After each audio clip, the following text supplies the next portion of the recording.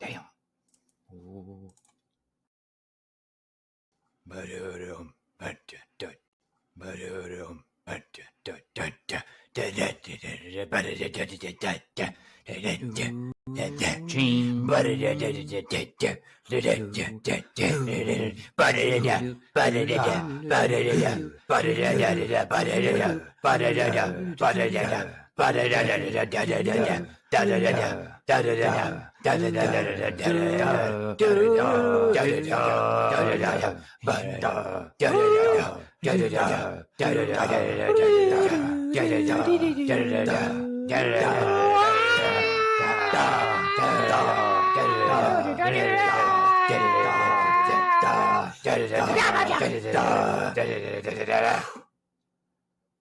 Damn. Ooh.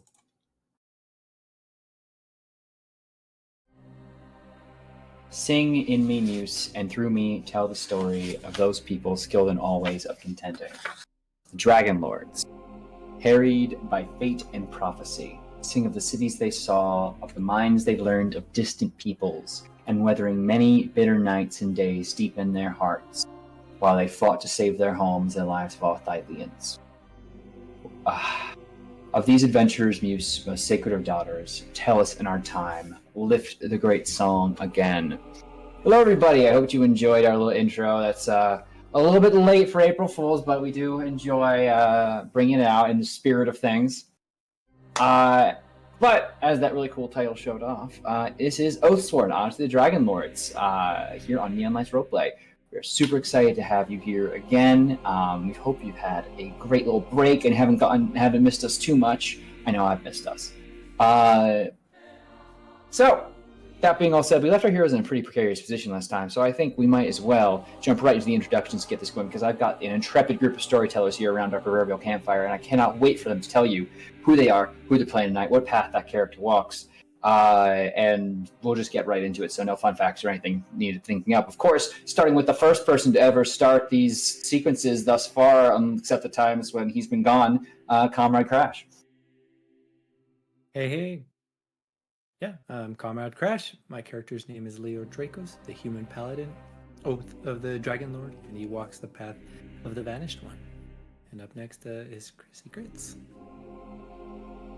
Hello, I'm Chrissy. I'm playing Tefera Damos. She walks the path of the Haunted One.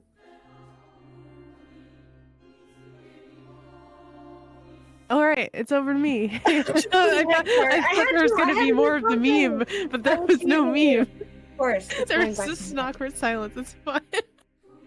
Hey, everybody. That was the game.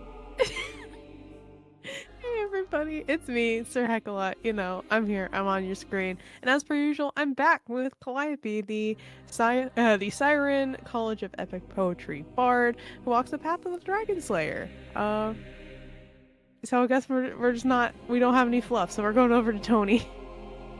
Oh hey, I'm Tony. I'm playing Eliana Legid, the High Elf Prophecy Cleric who walks the path of the Gifted One. And we will just keep tumbling down over to Corndog. Leo, it's me. I'm Corndog McGraw. I'm playing Borghild Halharn, a Amazonian ranger who is the path of the Lost One. I think I remembered all the things. Maybe? Yeah, you did great. I don't know. Now it's back to me. My goodness. So, last we left our heroes, they had been fighting hard on the Isle of Yonder, the home and base of the Order of Sidon.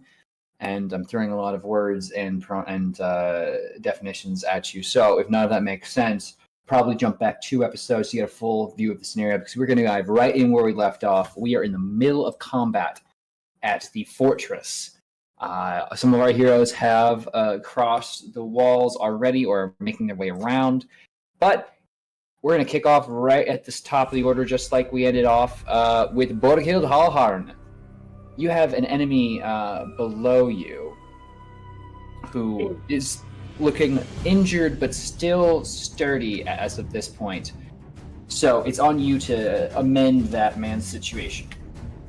Excellent. Okay, so what I'm going to do is I'm going to run down here, and then I believe my Amazonian battle cry is still in effect based on where we left off, because I have 10 rounds of it, and I don't think we've made it through 10 rounds of combat. And you haven't been hit, so yeah. Yeah. So, oh, that's right. And I get that +5 bonus to AC. I'm so powerful. I'm going to throw my little diskies at him. Go ahead. Is this person humanoid? They are humanoid. Okay, so I roll with advantage. All right. 20 will absolutely connect. Okay, that's number 1. 15, but with an advantage. Okay. Right off the 20, rude. I know, it's tough. But unfortunately, that second one will not connect for 12 total. I don't even know why these guys bother showing up to work today sometimes. Because 12 damage will absolutely just cut right into and through the armor. That sharp blade settling in, the other one bouncing off the falling target. The odd angle of a collapsing body, meaning you don't get the hit. But yeah, you'll be able to go ahead and collect that on your next go. If there's anything else you'd like to do with your turn. I'm just gonna run down there and just peek a little bit outside, because I don't think I have very much for bonus actions. That's all good. Ooh. Whoopsie. Yeah, because I don't think I can concentrate on Hunter's Mark while I have this. Okay. Well, you do see that, as a reminder, you do see that statue in the center here, but this, as opposed to the one out front, which had the cage with some harpies in it. This one seems to have a similar shape, but with a covering. So there's nothing else in your turn. It will be this military man's go. Let me pull up this here. All right, who's still around? Who's available? Oh, we got some fun folks who are hanging out over here.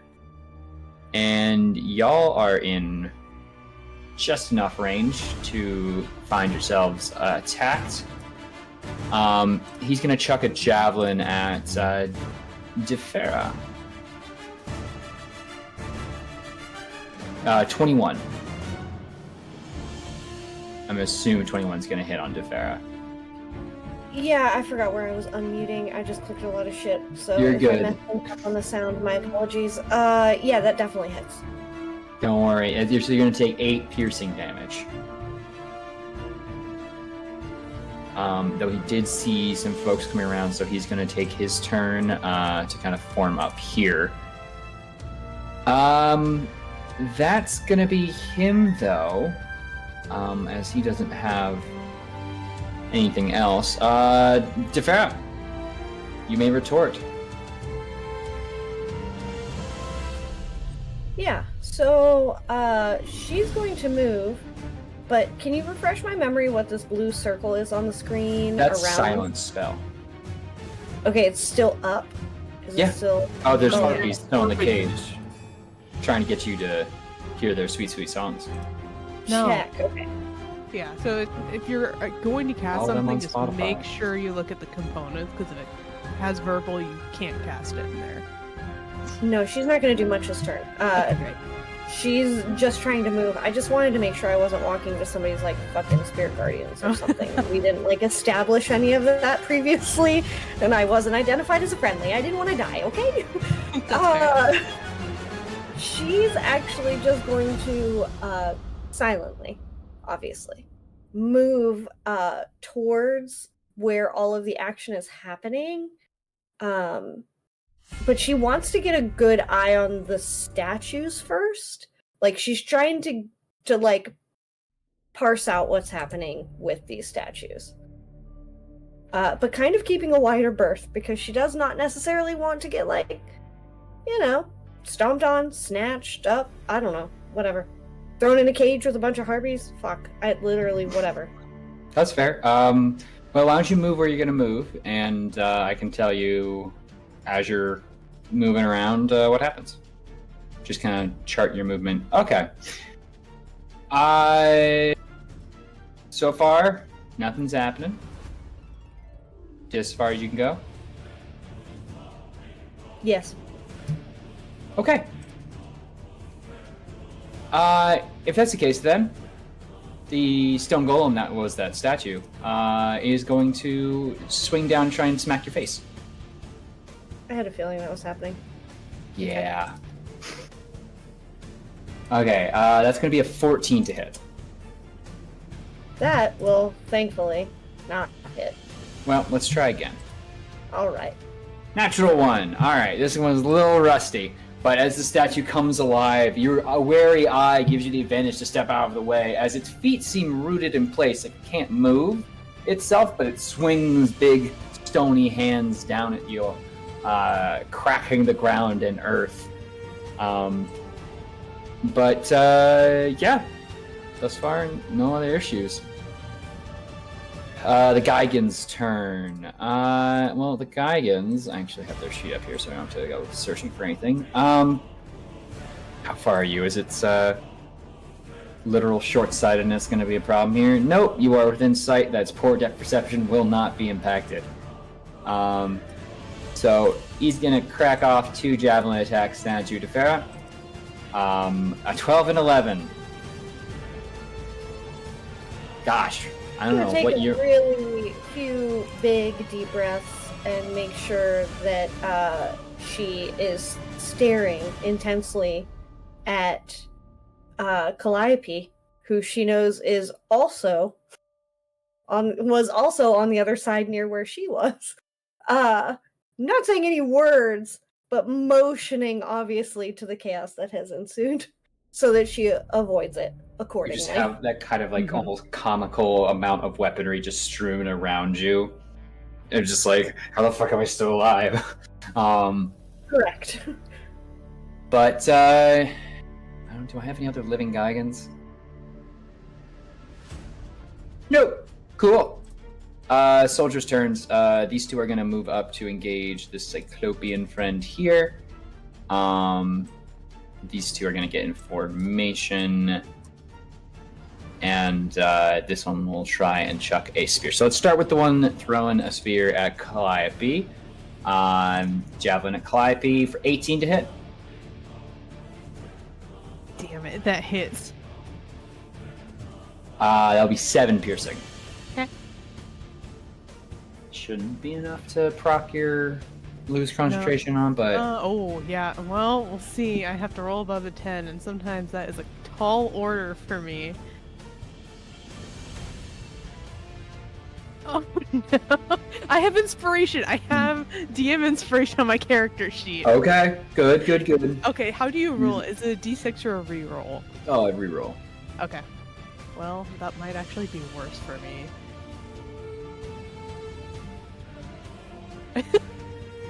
Well, Heck, you can't use digital dice anymore. This has been like the past week. no, it's specifically con saves in this campaign. I cannot roll high on them. And there's a whole history. There are previous episodes. Well, And that's this going to be means I'm down. gonna have to recast. Hopefully, we'll see. So that's down, and I'm going to just add a harpy token in to add its turn, and get it rolled in here. Okay, looks like it will be right after Borghild. Okay, so that soldier's getting a promotion later if he lives. Okay, 2 swordsmen are trying with long spears to poke at Cyclops. Rather not our Cyclops, but our Steros. It's a 14 and an 11 to hit. Shall not hit. Okay. I believe I'm still piloting that guy, right? Yeah. Unless Okay. someone else wants to, I believe. Yeah, you were. I don't think there was any talk of shifting things around. But yeah, they'll both ineffectively strike up at him. Which is going to bring us around to Leo. Yes. Alright, I'm gonna just rush over. Should have been 30 feet. Then I can see all these guys finally. Yay! Mm-hmm. But unfortunately, I'm gonna dash and get in their faces. Okay. And then that is my turn. Well, it is now Bullbug's turn. And he's definitely Yeah. going to get stuck into something. Yeah. Alright, I'm pretty sure. 40. Awesome. Definitely can get in their faces. Alright. And charge. Ooh, Alright, make me a gore attack. gore attack, yeah. There we go. I need a roll. Unfortunately, 14 is not going to do it. No. Nope, we're looking at soldiers here. They are in a shield wall. Oh, dang it. Also, they have pretty high AC anyway, so he's going to charge up against it and they kind of hold like a rugby scrum against each other. Unfortunate, but not getting through. It's a rugby scrum. Does this mean some of their heads are touching some of the other ones' butts? I used to play a lock. My head went right between the butts. Yeah, it's a lot of butt head in that game. It's a lot of butts and heads. It's a lot of button heads in that game too. All right, but yeah, they hold the line, shields interlocked, and kind of push the captain, kind of helping hold against the charge specifically. But it's now Folon's turn. Okay, I think I need Folon's vision because he is like half cut off from me right now. Okay. And I can't really see where he's going. He should have shared vision. I will double check and make sure. Yeah, can be controlled by in player's journal. Oh, let me make sure his token has vision. That'll probably do it, huh? Has vision. I'm done. There we go. Okay. I was like, I hope he can see, half of his body, but who knows? Okay. I'm heading like right into darkness, bro. Okay, so he has 50 feet of movement, so we can, okay, we're gonna do 15 up to here, and then, oh yeah, he can go over here. It's gonna be, actually, we're gonna be a little further back because that's what he's like. Okay, come over here, and he's gonna go ahead and take an arrow shot at this guy again. Oh, and he can do 2 because it's multi-attack. Okay. Longbow. Let's see. The record defeat is what, like 2 actual hits from last session? Mm-hmm. 18! 18 meets it, beats it. Hell yeah.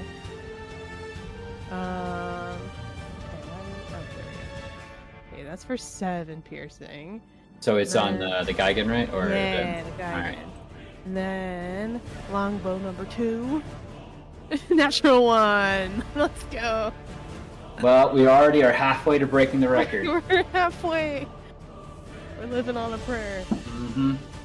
Well, one shot finds its mark in the Geigen's back, and as he moves, he's able to swat away the second arrow with ease. If that's all, then Steros' turn. Steros has got 2 guys in his face. Big disgrace. And he's mad about it. Yeah. Alright. He's going to do the things. He's gonna do... Okay, Steros makes 2. I have to remember how to play this guy. I remember how to play my character. Not so much this guy. 2 spear attacks or 3 Eye of Blasting attacks. Mm-hmm. Alright. He's gonna do 3 Eye of Blasting attacks. Just note, Eye of Blasting is a ranged attack, so I think it would be a disadvantage. Okay, yeah. Never mind. He's in there. He's like in a room. Yeah. Kidding. Alright, I was looking at the wrong guy. I was looking at this guy, but that's not the guy. Mm-hmm. This is also a wall. Okay, never mind. I remember where we're at. We're in like a castle wall, right? Yeah, you're basically climbed up Sorry. and over the walls into don't one remember. compartment. Okay, he's just going to yeah, he's just gonna do 2 spear attacks, 1 and 2, like 1 and 2 this way.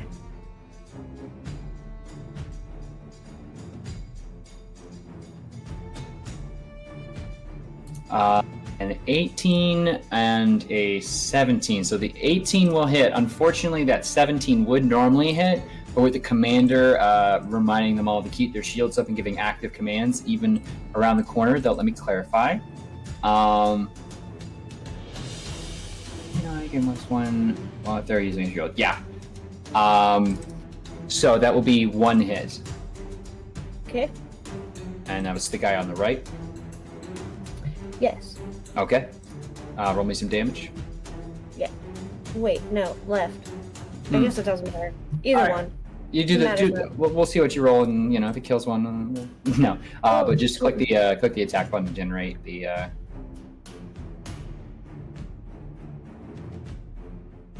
No, that wasn't it. No, like on the Roll20 chat screen. If you click the attack, I can do it. Okay. All right, so 8 damage to the one on the right. They are both looking really hurt. But I think it's going to be your go. So, Calliope. Okay, man, I wish I made that con save. Now I'm really trying to think through my action economy here. Because I don't know. I don't remember the range of the Harpy song. I mean, we've encountered them before, but like, I really don't know how far it can go. It'd be like anyone who can hear them for a very long distance. Like, Yeah, it worries me. this could proc everybody being so clustered. Yeah, I think I'm gonna have to drop that spell again. Otherwise, because there's like walls and everything. Yeah, it's not something I or Calliope want to deal with. So yeah, no. Action. I'll recast Silence. I hate to use another 3rd level spell, but I'm gonna have to. So yeah, the radius goes back up, whatever it was. Hold on, I can at least get you the number. 20-foot radius sphere, centered in the same place. Yeah, go for it. I don't know if I can draw it, but I can try. Oh, I'm sorry. very bad at it. I'm dumb. I've totally forgot that I did that before. No, you're fine. It's like I can try, but I'm not very good at it. So 5, 10, 15, 20. Gosh, I think we made it too small last time. I think we did too. No. We just kind of rolled with it. Yeah, because the radius. So 5, 10. All right, so I'll start drawing from here, and then 5, 10, 15, 20. This is why you go to school, kids.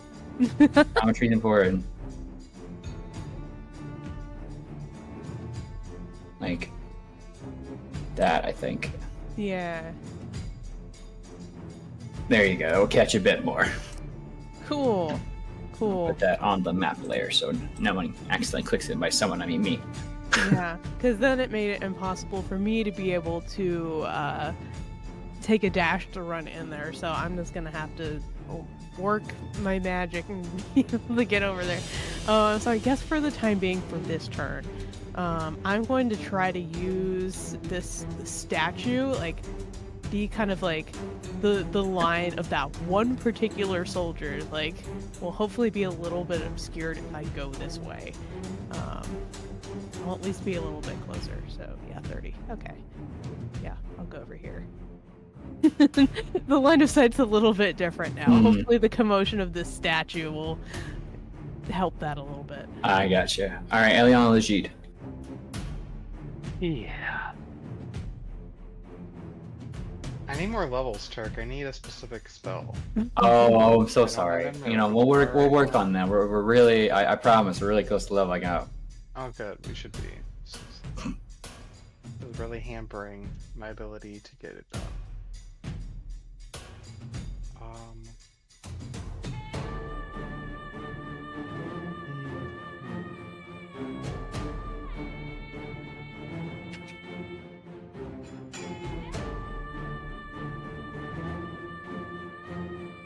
Shoot.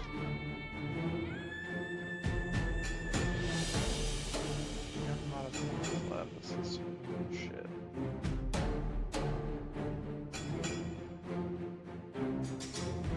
Alright, I'm gonna cast my fun hammer.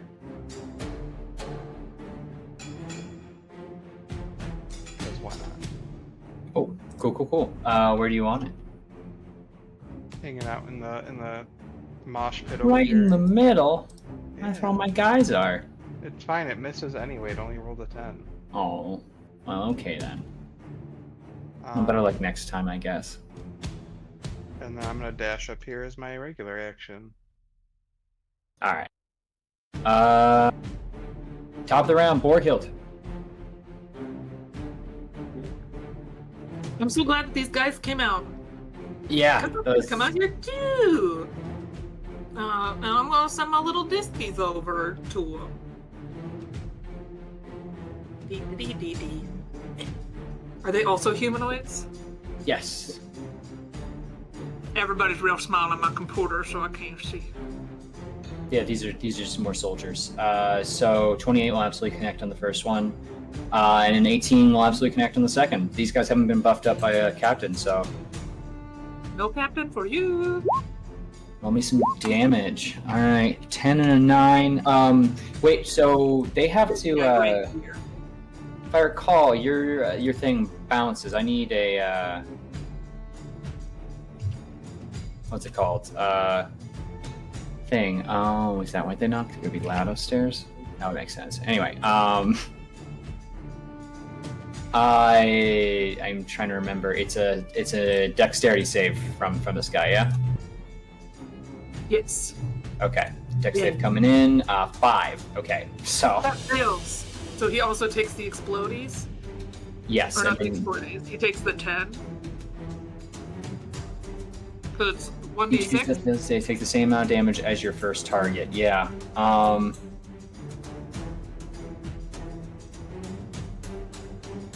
Yeah, no, it's the same target. So they both take 10,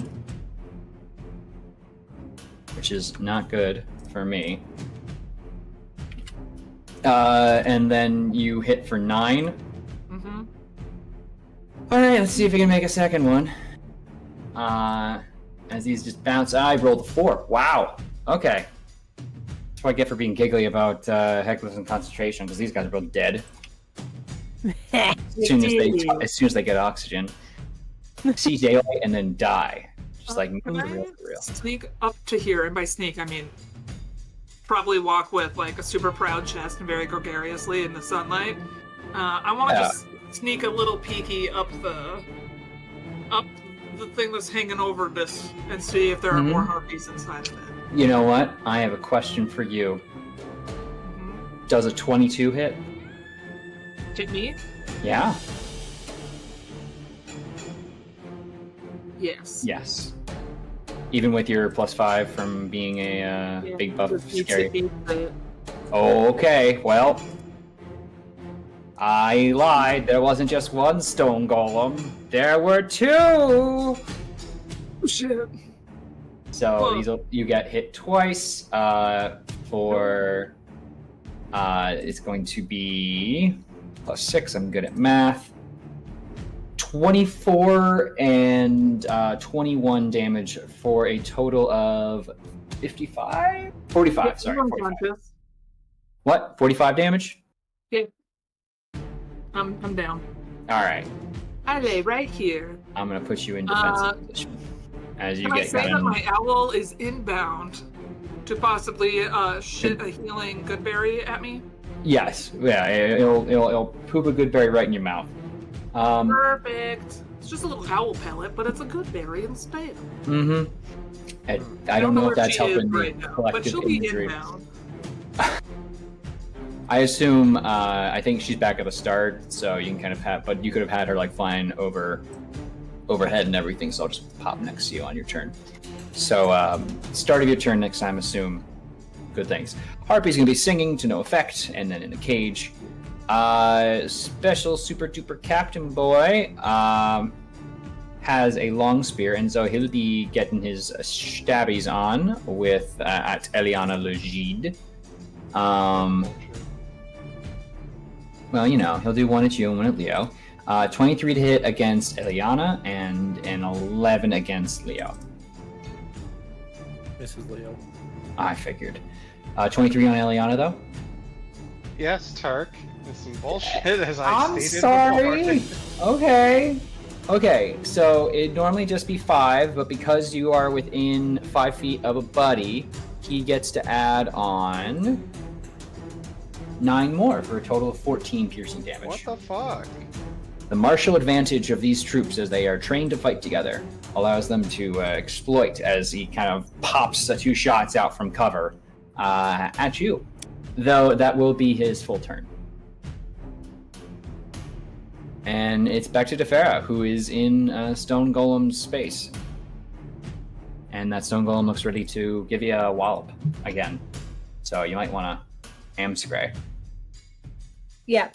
She is going to turn behind her, make a panicking face at Calliope.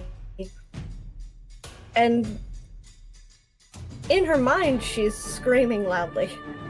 Probably a lot of profanities. Probably a lot of different things. But since we all hear nothing, she's just going to mime that she's heading over the wall. And she's going to bonus action Misty Step to right here.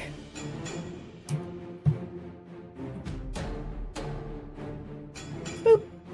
All right, that doesn't have a semantic verbal component, right? It should all just be semantic, right? I believe so. Oh wait, no, I was reading the wrong one. It does have verbals, never mind. I'll move myself back. I thought it was... Motherfucker. Alright. Just kidding. She's going to risk a... Attack day opportunity. Correct. Okay, let me roll you the Song of My People. That is a 15 total. That will not hit. Okay. Well, I tried, and therefore no one can judge me. So she's gonna hide right here in this corner, back against the wall. That's you in the corner. Yeah, in the spotlight. Well, Panicking. you can hear yourself again finally. It's true. And she's going to then just Eldritch Blast, possibly.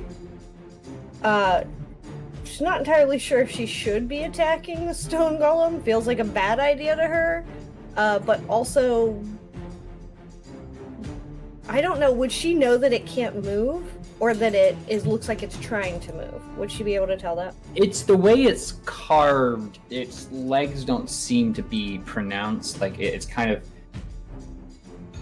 these statues are sort of look like you'd figure if this guy could move around the whole time, they would have just been charging and walking around, and you know.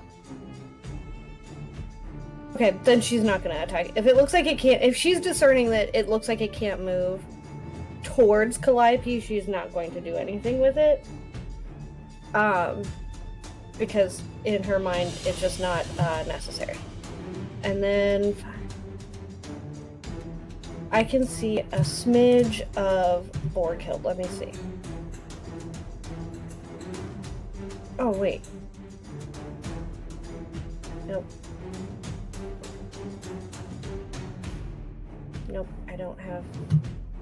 I was gonna try to dash that way. I'm still gonna bonus action move, dash, in an attempt to get closer to... I see a smidge of Borghild, but she doesn't have anything to be helpful, but she's gonna try to at least move her out of arm's length, question mark, of the other stone golem, question mark, of whatever the fuck is happening. Yeah, she got fucking decimated by a statue after cock walking a little too close. Wait, okay, let me redo the math on that. Fuck. It was just like throwing out the BDE and it just went too close to the sun. Okay, that's all she's Your doing. boss too close to the sun. Okay. In that case, it's over to the guy again, who's gonna turn his attention to and just kind of jump down. Let's see if he can make an athletics. If he rolls a 1, I'm gonna have him roll his ankle. He rolled a 7, so he kind of lands a little funky, but he's able to kind of tumble and stumble his way over towards towards Bullbug. Jeez. And try and hit with a spear. 25 and a 23 to Bullbug. They both hit. All right, that's what I kind of like to hear. It's going to be 27 damage total.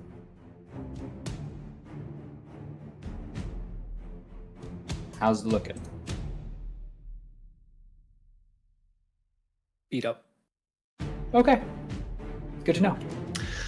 Because it's the soldier's turn, they all would love to kill our adventurous heroes. And I would have loved to have kept their tab open, because that would have been super useful right about now when I'm figuring out what soldiers are good for.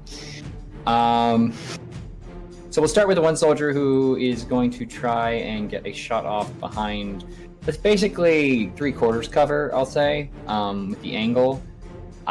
So he rolled a natural 1. He's going to inadvertently throw a spear right into the back of the head of this stone golem, trying to hit you, Calliope. And this stone golem looks really fucking pissed. It's a double crit, double nat 1. So I will say, for all intents and purposes, that golem will be so pissed at this guy, thinking he's a new foe, that you can walk past him without he'll have no attack opportunity for the round. All right, and then we have 2 guys fighting against our Janken. It's all these words, even in my head, they're confusing. They're still using spears at this point, but that's a 6 and a 21. I believe only the 21 will connect there on Steros. And that will be for 5 damage, but because he's near his buddy, it'll actually be a total of 6 damage, because I cannot roll. So Steros takes 6 damage there, piercing. And then we have the 3. We'll have 1 try and hit Eliana and 2 try to hit Leo. They're using short swords now as you've gotten close. 20 on Eliana, a 19 on Leo, and a 17 on Leo. Yeah. 19 and 17? No. Jeez Louise. Okay. Okay, so 20 on Eliana, that is going to be 2 plus buddy damage for a total of 3 damage total. I remember when I used to roll pretty good. That was fun. Right? Anyway, Leo, it's your turn. You may retort. Awesome. Yeah, I think I'm just gonna try to bash some heads. I'll just attack this guy in front of me. Okay. Hopefully They're going to get past an 18. a 12 does not. And then I attack again. 23 definitely will. Finally. Change it. Alright, so 14 damage. 14? Yeah, no, that guy is no longer amongst the living. Sweet.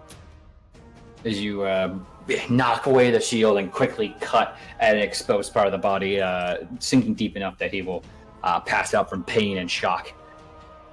Likely no longer long for this world. Cool. And then does that break the shield barrier they had? So the effect is still sticking with them, but Okay. now if like one of them were to say attack someone else, if they don't have a bite within 5 feet, they don't get the plus d6 bonus damage, or in Cap's case, plus 2d6. Mm-hmm. So all good. Yep. Bullbug's up. Yeah, alright. He is going to multi-attack at the Geigen. Yep. Looking to beat a 19 here. Oh, Wrong thank you. button. Thank you. So swing wide. 20 will Oh. connect. Awesome. Click. For 19. Jeez, I forgot how much like a truck he is. Okay. Make me a second one. Oh yeah. 16. Unfortunately, 16 won't be able to break through the command there. Cool. And I think that is our turn. Okay. In that case, Folon, you're up. Time to break the record.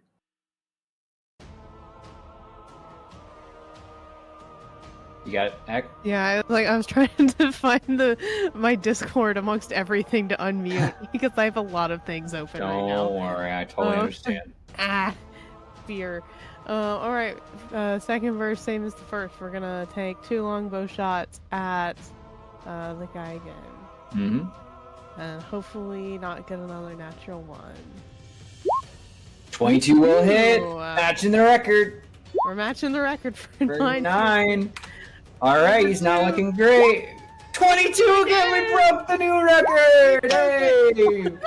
4 damage. Is But that- hey, did he roll a 1? No, he rolled a 2. he rolled a 2, and damage. he's only a D8 plus 2. Yeah, I do need to go in there and think some upgrades on your companions. Nothing crazy, just a little maybe buffing on some of these folks. 'Cause goddamn. Though now I'm realizing I don't know if he's the appropriate size. He should be that size. Oh. Anyway, 2 quick shots of a longbow into the otherwise as he's getting beat down on. As one of your crewmates can attest, getting stuck between Bullbug and Folon makes for a rough night. Don't hurt my bruh, man. Yeah, man. Totally not cool. But speaking Gosh, of why? totally chill people who are awesome, it's gonna be Steros' turn. He's got 2 very weak-looking soldiers in front of him. Honestly, in my head, if you can make one really good stab attack, I'd love for there just to be a moment of him clonking their helmets together. All right, let's go for that. So an 11 won't do it, but a 20 absolutely will. All right. And if you roll enough to do damage for their combined HP, I'll just let you clear through them. So if you click on if you go to the main Roll20 page on the chat logs, there you go. Oh, more than enough. Steros puts 10 fingers on each side of their helmets and just boom, like a bell. And yeah, you're now free to explore the cabin if you want to step forward and out. He's going to step just out one. Oh, that's a wall, unfortunately. Oh, that's not a door? No, Oh. that is a All straight right, I up guess all wall. the doors aren't labeled. Just kidding. All right. How does moving work with the tiny squares? Hang on, let me get closer. Oh, where do you want him to go? Because I can drag him in. It should be fine with me. He's just trying to get somewhere helpful, and he's at least going to step out of the doorway. Mm-hmm. But he doesn't want to be in the way of his friends. So should I move him? I'm going to move him back a little bit further. Okay. Oh, whoops. Sorry. All right. Okay. Which is going to bring us over to Calliope. Calliope, you're in the circle of silence. That Stone Golem is looking a bit distracted right now at the moment. Oh lord, we running. Mm-hmm. Alright, I'm running. Okay, so 30 is here, and we're gonna dash just to get the fuck away. Mm-hmm. Oh god. We're gonna go like here, yeah, by the cool looking fountain. Oh yeah, that has been that looks nice in the map, but as per the description, it is kind of fallen out of disuse and Oh, just kind of grody, like old, already looking like a ruin. Anything else on your go? how's everybody looking that I Or- can see? Borghild's down, Oh, though the Alden, Already the gonna sweet check my baby mouth, robot but, owl, know. looks like it's putting its rear really close to Borghild's open mouth. God, those are I words don't like say. that, so I'm just gonna give a healing word, just a first level, just to get her up, and then we'll reassess once we're not in the heat of Cool, cool. battle. So Let's get some yeah, health. let me do that. 7. That's enough to bring you back to consciousness without having to ever make a death save throw. So that's pretty dang good, I'd say. Anything else, Clappy? Nope. I've used everything that I can. All right, Eliana Legide. All right.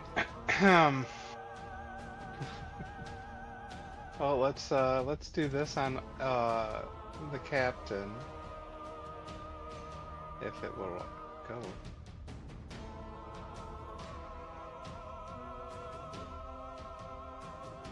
A 25 for 5. definitely hit. So for 5, that first clunk on the captain will definitely make him not feel so special. Good. We enjoy this.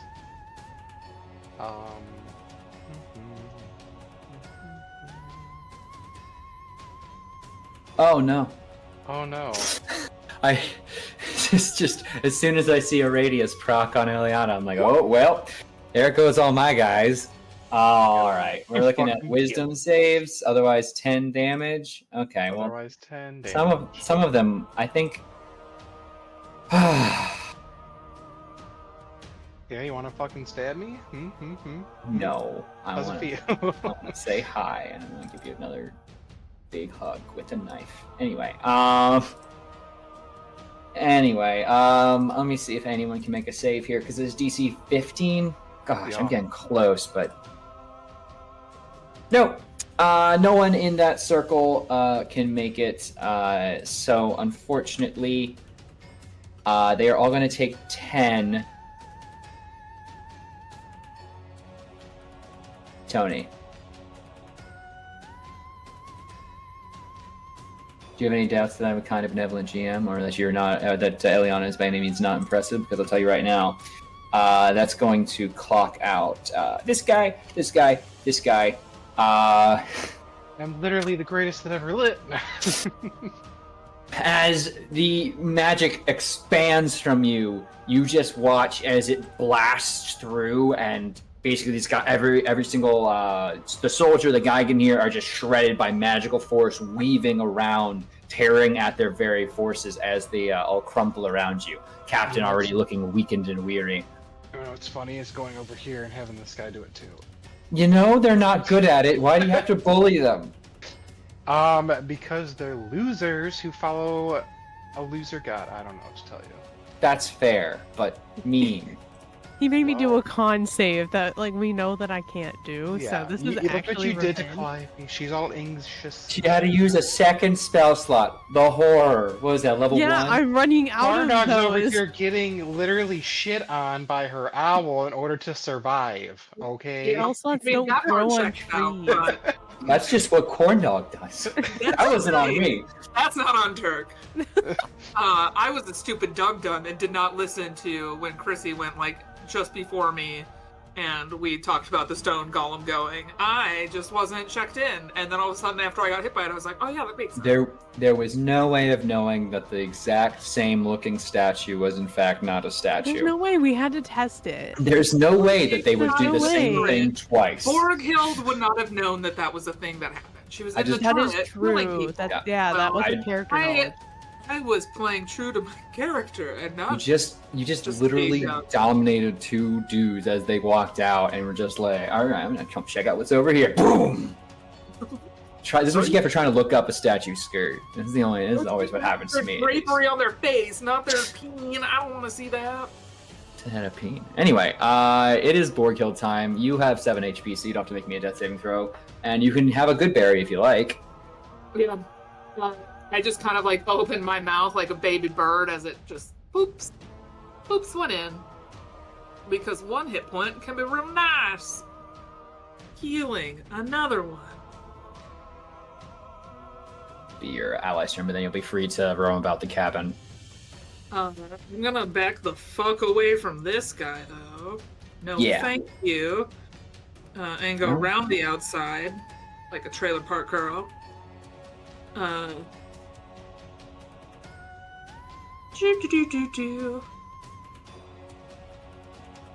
Do those little thingies next to Calliope up there, are they aware?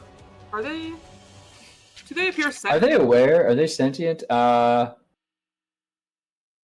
So they are. They're in stables, and it seems like when they're not actively kind of being engaged with, they just sort of.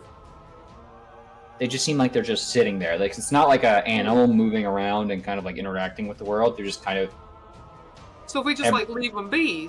Yeah, it seems like there's some ambient poison fog coming out of their nostril spots, but you have to remember these are basically constructs, so. Avoid those. Yeah, they're both behind paddocks as well. I guess I'll just go right here and just see what's in here. Nothing. Cool. Yeah. Harpies Can I are still. chuck a disc at that stone golem just to see if it does damage? Sure, go for it. Okay. I just want to know. Of course.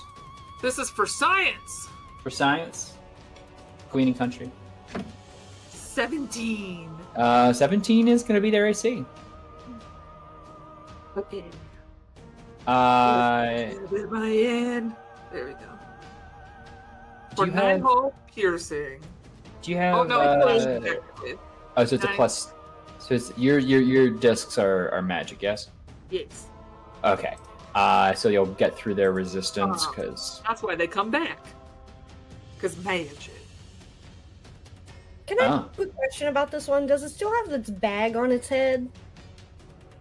Oh, the Or first whatever one. the hell- Yeah. Did I say that I was aiming for the arm that punched me in the face? Yeah, of course.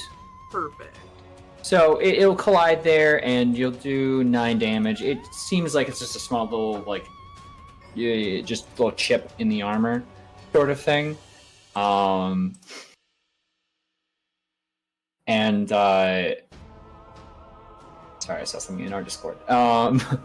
Anyway, but yeah, it doesn't seem like it's coming for you. There's no like retaliatory movements. It's not quite like reaching up and trying to take off anything. It seems like these are. The symbiotic relationship is not, I will unleash my weapon now. It's more, the harpies bring the thing here and I get to smash. It's not like a strategicness to this. They have an intelligence of 3, to be fair. Anyway, the brave captain is going to step forward. You'll never stop us all. Commander Dracos will take you down. It's the start of his turn, so he does make that save, doesn't he? No, it's at the end of his. At the end of his turn? So Okay. long as unless he gets out of it, but in order to get out of it, he would have to dash. And in doing that, he'd take an Oppie from Leo. So he'll just step forward and try and strike at Leo twice with the spear. 22 is my best one I've got in a while, so. Good job. Is it hit? 22? Yeah. Yes! Okay, you take 7 piercing damage. Are you dying? I was hoping that Leo's gonna be like, "Good job." Does that hit? Oh no. Just like. I was convinced that was also going to happen. I am pretty beat up, but I'm okay. Okay. Good. In a friendly way, but... Anyway, he strikes at you, and his religious fervor seems to almost fade from him as he's going to try and make that save. This is still going to be 10 damage if he fails, right? Because I can't roll anything above a gosh dang 10. Poetic. It's justice or something. Anyway, Tefera, what are you up to? If you're just moving around and checking out this place, feel free to move yourself where you are, where you want to be, and we can just move to the next turn, because this combat's basically almost wrapped up. Yeah, she's just moving towards,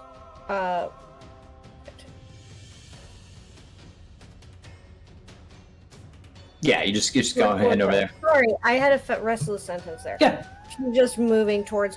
She has no clue where anybody else is aside from the few people she saw on like the balconies, and now that they're gone, she's gonna assume that whatever has moved, Borghild knows where it's at. So we're gonna just keep on following them.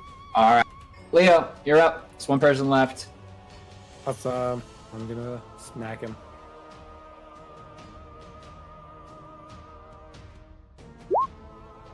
And does Not with a 10 to hit, you won't. Give me a better There we one. go. Natural 1. I thought it was a 20. Whoops. He's gonna smack your weapon aside as you take that second one. Commander Dracos will have your head. You're nothing. You follow dying gods. You know nothing of this world. You I got a follow question. dying gods. Did he make a Boba. wisdom save at the end of his turn? He did. He took 10. Oh, I didn't roll the new dice. Oh, you did. You did reroll. All right, you did reroll. I added 10. If it's more than. Yeah, take Okay, more so than he's- nerd. He's still up, but very much barely. This is like teeth missing, like one eye absolutely like completely getting covered, like scars and scratches everywhere, actively dying in front of you, but he still like kind of spits on your ideas and ideals. Cool. Bulldog's up though, Yeah. so everything's gonna be fine. Yeah. You want him to just move into your space a little bit? Kinda. And he's gonna say, I deal this. Oh no. 13. I think 13 on the first one. Can we get a second one? Yeah. I Oh think- no, 11. Yeah, This guy he would- is He's lucky. pirate number 4, turn. He's got 4 HP left. He's pirate number 4. It's happening again. He knocks. He's basically doing this Kukulane thing where like everyone's coming up. He's basically tied himself to the rock. He's being prepped up by his shield. He's just knocking it away. You live with your idolatry. You know nothing. The 5. They have done nothing for this world other than bring chaos to it. His turn. Folon. Uh-huh. Folon can get the kill here. Take it home, full on. Alright, he's gonna move down and move, like, I guess over here to get, like, a straighter shot. Yeah. And, like, I feel kind of bad about this, man. Yeah, dude, he's like spitting some ideas Dying, or something, but 14's not gonna hit. no. He's not gonna hit either. All right, let's just keep going. One guy. Just keep going until somebody hits. Steros, roll me some eyes or something. You're good at eyes stuff. I'm gonna totally make some eyes at this guy, but they're not like sexy eyes. It's an angry eye, Yes. for sure. Oh My shit! God. Okay. Don't even need to roll damage. Literally, this guy is just the Titans will see you all dead. They will reclaim this. His head just kind of pops as the laser blasts through it. And we're going to drop out of combat. And as the nice plain people say, you are now free to roam about the cabin, as you are for the first time able to catch your breath and get a feel for the space that's around you.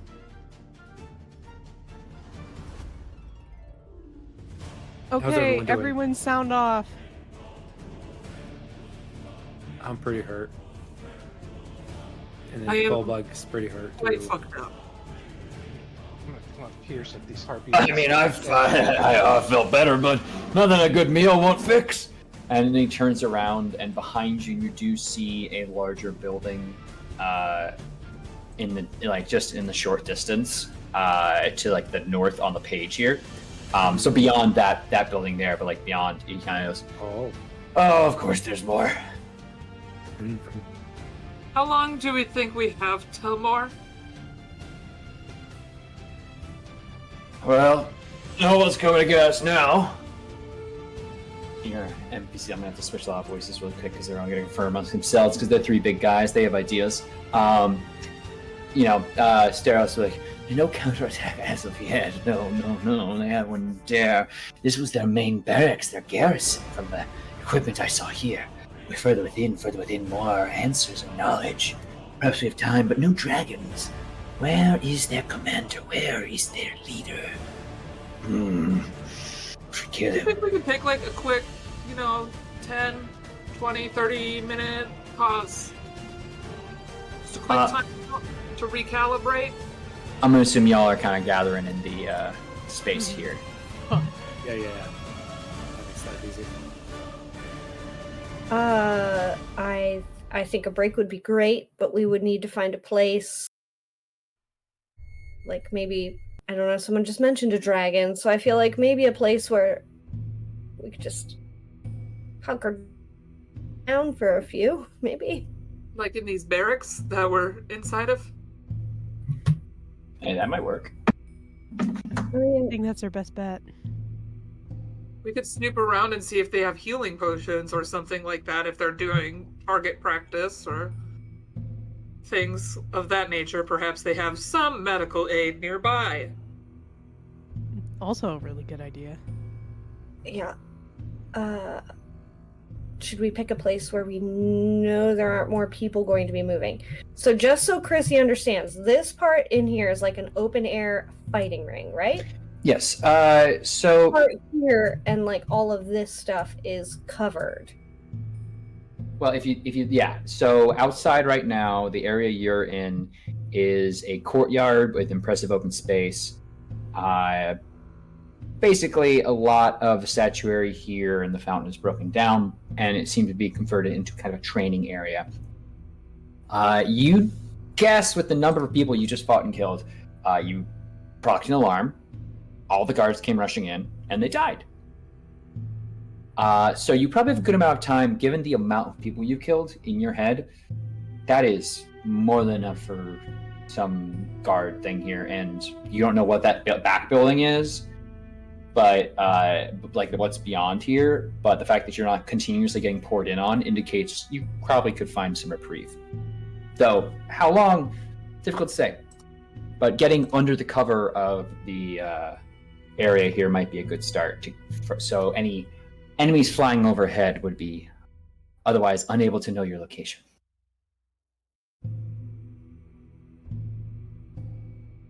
Tefera is going to motion towards the door for Borghild, and we'll follow. All right, move yourself in. As you go with the area there, before you move around too much, let me paint you a scene. The pillared entrance hall has had frescoes recently painted upon the ceiling. Frescoes portray a great fleet of ships approaching the city that bears an uncanny resemblance to Mitros. Flags bearing the symbol of Sidon fly for the masts of these ships. Beyond this, the hall is empty. It seems like a very recent thing. Written across the top of the mural are the following words in Thylean. Glory to Sidon, the oath of peace is ending.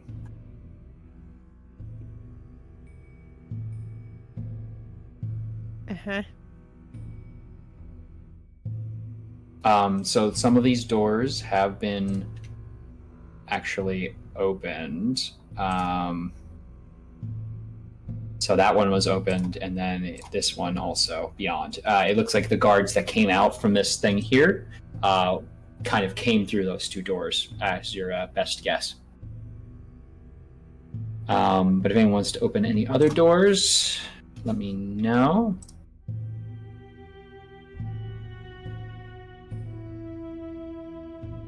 You should be able to open the doors, I believe. Okay. Whoa. Right. In the center of this room, a long wooden table is covered in plates, mugs, and utensils of various sizes. Some are human-sized, while others are sized for giants. Seems like a mess hall kind of area. You'd recognize this as a military man yourself, even being sort of military man out of time. You recognize the smell of technically food. Always. Mm-hmm. Always smells the same. They're eating well enough. Clearly, this is meant for, nutritional benefit rather than luxury and the fine tastes you've had in Mitros, say. But yeah, moving beyond, there's more fresco here. There's a door to your north, and one that is open to the south.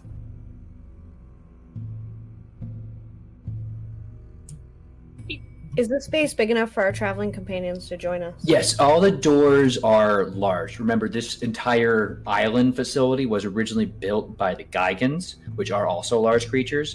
It actually takes an action, if anyone is not large size, to push open a door. That's wild. Can I open this door? Absolutely. As we're out of combat. So, the area here... Well, actually, you can't do that just yet because I should indicate that those doors are locked. Anyway, because this narrow hallway is lined with locked wooden doors. There probably would be guards here, had they not responded to an alarm and, well, died. Although you cannot see into the rooms beyond the doors, you can hear a man's voice babbling incoherently from one, and why don't you give me a perception check? Okay. Kind of to recall something you saw. Yeah, you'd remember the jangle of what sounded like a key ring of sorts from one of the guards you actually decimated nearby the entrance. I want to go get the keys. Be right back, guys. I'll just make my way over. Beep. And I Okay. am slowly strolling. I'm in pain. Yeah. Oh, absolutely. In the meantime, would anyone else like to check out the other door? In Yeah, here? I'll give it a go. Yeah. This one up here. Oh, Are you heading in there, Leo? I didn't think I had No, the no. power. Oh yeah, you can open that door. Okay. If you can open it, it's not locked. I forgot to lock those bottom ones, so if you can move through it, you can move through it. It just, if we were doing this in combat, it takes you a bit to push. Mm-hmm. So, this room is largely bare, aside from the writing desk, and then in the door beyond, I'll just kind of open this for you as part of the description, what looks to be a nice bed and chest of sorts. There's a small statue of a bearded man with 3 eyes on the desk. And the figure has been carved in a style that differs significantly from the crumbling statuary you've encountered on the island thus far, indicating a more recent creation or perhaps a bit more care and attention paid to this one. There seems to be a variety of papers scattered across this desk here. And in the room beyond, it seems like it's in relatively good condition. Like someone clearly has taken care to keep things organized, except for their writing desk. Mm-hmm. Yeah, I mean, if we're looking for a little piece of a little gear, I would love to just look more closely at everything to see if there's something like that, and there are any other kind of useful thing or information I might be able to find. And Leo, are you also heading into the room? Oh, I remember was you- heading down this other way. Oh, okay, that was the prisons from before. Okay. So here, I'll See. Okay, so entering in there, it seems that a lot of these letters are communications between people who represent the Order of Sidon in Mitros and a certain Commander Gaius. And they're all mostly shorthand, quickly things reporting on the mood of nobles or shifting alliances. Nothing revolutionary or world-shaking, I suppose, in regards to who's loyal to whom. The Order of Sidon is not something that would need to be quietly expressed in their pride. Though there is note, of course, of your efforts there and the work you have been doing. And reading through these, it becomes very clear that Gaius is fanatical in his devotion to Sidon. He mentions that the five must be stamped out, and that Sidon and his new pantheon will herald a golden age in Thylea. He waxes a bit poetic about dreams of a time when the people of Thylea can strike out into the rest of the world, beyond the barriers that have been created by Kentamane, and conquer it, bring it under their banner, show the power of the Titan. He also writes you basically have found this guy's diary, because in some of these he seems to be writing about the love he has for his dragon Argon.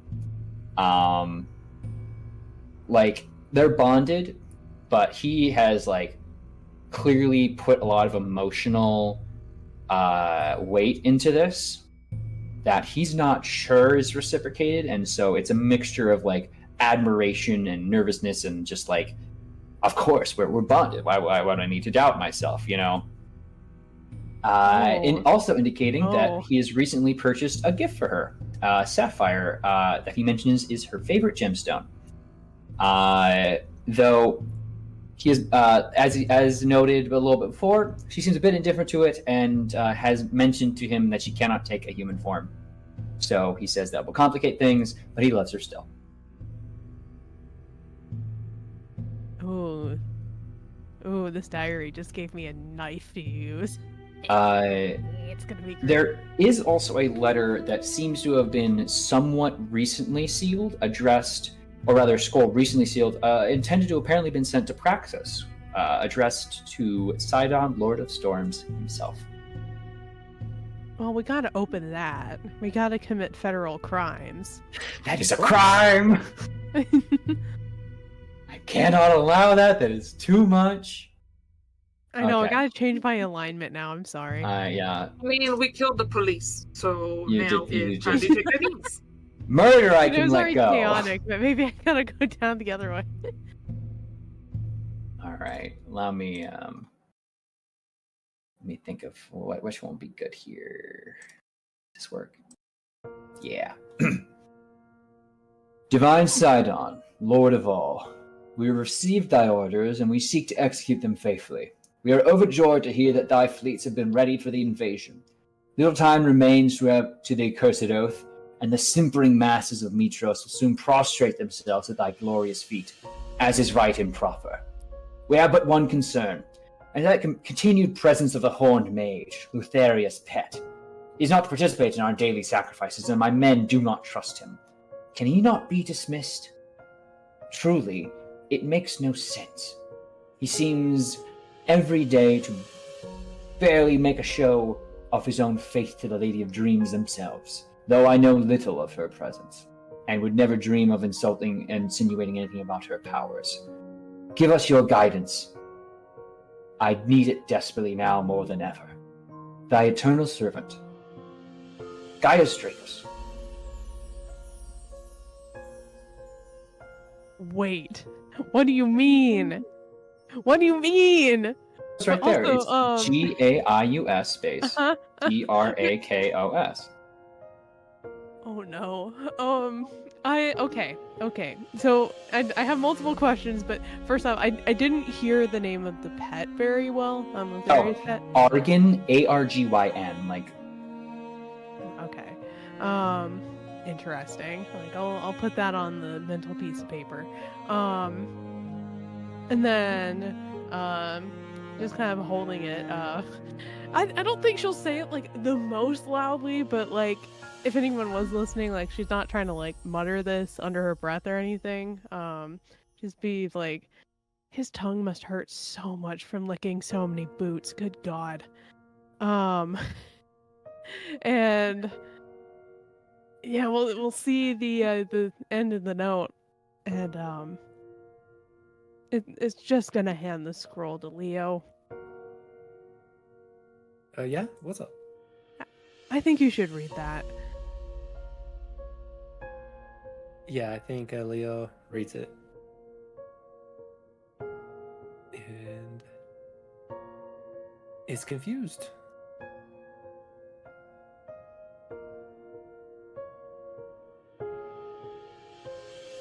Because this is my brother's name, right? Well, it's not your brother's name, it's your family name. Okay. He has your last name.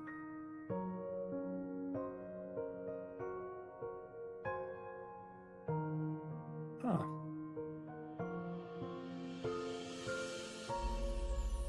Potentially the only family you have in this world.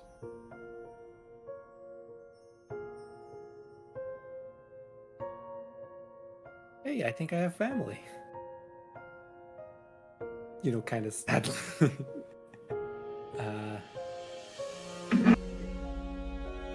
Fun. I think he kind of goes out for some fresh air. Gonna hold there for a moment because that was perfect. Thank you so much.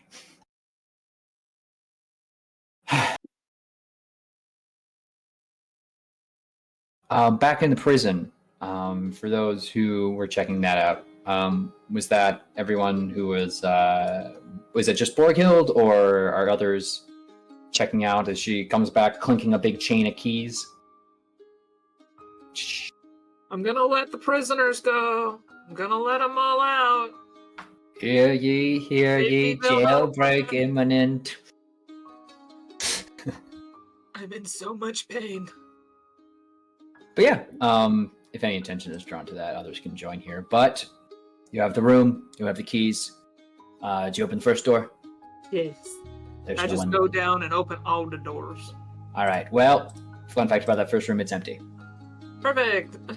The second room contains a chained older man. He has this wild white hair that both like streams down from his head and covers down just below his shoulders, and a beard to match that might as well be able to touch his belly button, were he not kind of constantly moving his head around in kind of this babbling moment. He, you can tell this guy has really gone through the ringer here. It's clear there are some interesting tattoo sort of designs he has on him, the likes of which it looks similar to something you're familiar with, but it's that same kind of it's kind of same here but different. So it's not like you're recognizing any clan markings or anything on this guy, but he just clearly shows signs of his arms being held up for too long. He looks beaten and tired just as much as you do, if not more, because he's had to endure this for who knows how long. And he just kind of must get out. The fog came in chains and Alright, buddy, I'm gonna have you bite down on this, and I'm gonna put a good berry in his mouth. Just eat it. It's tasty. And he just kind of absentmindedly eats it. Nothing happens. But you do see a little bit of that healing take place. It's like having a bite of lambus bread. Yeah. Oh no, I'm sure. I'm going to attempt to get his chains off. Fairy creature I've ever seen. Yeah, easy enough with the keys. Just they're there. Thankfully, if you can say one thing about the Order of Sidon, they are very organized, and so the key for this prisoner's chains are right next to the key for the cell. And so his arms drop, and he kind of just continues to sit there and look up at you, kind of almost glassy-eyed. Still vision there, but it seems that some more serious effort would need to go to potentially recuperating this person. Right. We killed everyone here. So you're free now. And there's food in the room just over there. Concepts. What is freedom? Okay, bye. Go feed yourself. See you later. There's no escape from the dragon now. I'm gonna kind of let him mumble for a little bit. If you leave the room, he keeps at this almost endlessly. I'll bring food to him once I get this other person being out.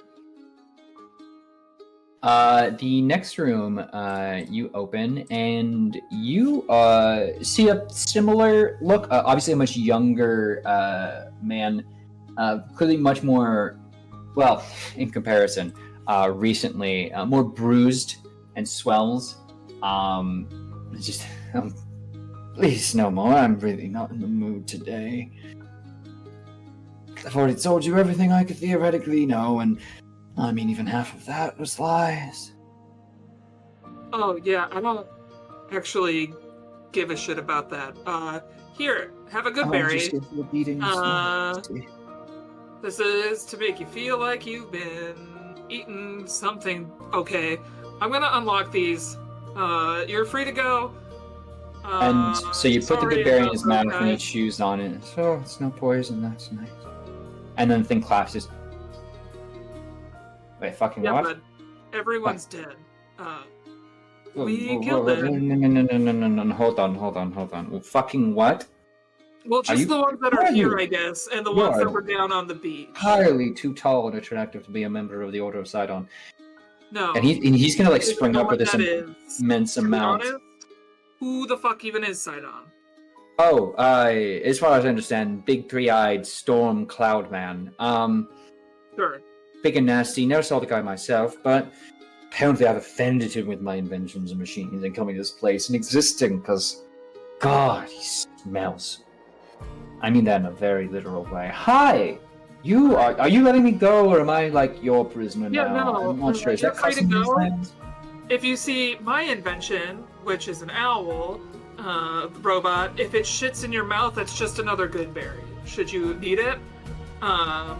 Fantastic Otherwise, there's invention. I think food. that delivery needs food, you say? Yes, there's food in the mess He's hall. gonna just push, like, he's gonna move right past you and just Wait, move. before you go, you have to help me carry the other one. Carrie, Right. look at me! And he Look I'll at get- you! Look at me! Oh, I'm sorry. Have you I been was under just the? unconscious 2 minutes ago. I was Gonna need unconscious your for help, several bud. days, and you don't see me begging for help. Right. I'm not begging for help. The buddy in there is. And I'm just going to gesture to that senile. Don't you have a man. whole army here or something? Usually, I assume No, people have there's like armies to 5 take. of us here right now. There's 5 of you. Okay, there might be like double that, but you know. That's it. I mean, For to be real? fair though, the centaur hasn't really done a whole lot. So, you know, we're working with what we've got. Centaurs, fascinating stuff. I assume they're a more pronounced species here. Okay, well, cool, great, fantastic. I'm gonna go get the buddy who's been moaning every single day for my existence, so I won't have anything wrong at all, and we'll be in the mess, I guess. Okay, Our brave I'll help heroes you. making me do force. I'm gonna help you carry him there, and stay with you guys while you eat, so I can eat too. Okay. Going with them into the mess hall, where I'm going to sit and put my feet up and eat. Listen to their blatherings, I guess, if they have some more senile moments, just to hear what they've got to say when they are insane. Is anyone else, as you see 2 strangers making their way past you all towards the mess hall, the older man, clearly just still going at it. But the younger one, kind of looking at you all, despite having the same kind of streaked white hair as the older one, just being, oh, hello. I assume you're one of the 5 people that saved us. Oh, fantastic. Okay, I've already got a count. We're already past 5. Yeah, I think Eliana's the only one to see that, because it looks like Tefera and Leo are outside, and Calliope wanted to maybe check into the bedroom, see if there's anything in the chests or like Well, anything the else small behind. chest in the room would contain 240 gold pieces and a brilliant blue sapphire Oh, I'm taking that. worth 1,000 gold pieces. Hell. How many? Yeah. 1,000 gold pieces. Oh, that's it? He didn't even spring for the good one? Steal. Unfortunately, not. Yeah, I think he was shopping for color more than value. Might explain why he's had such a limited dating pool. Anyway, And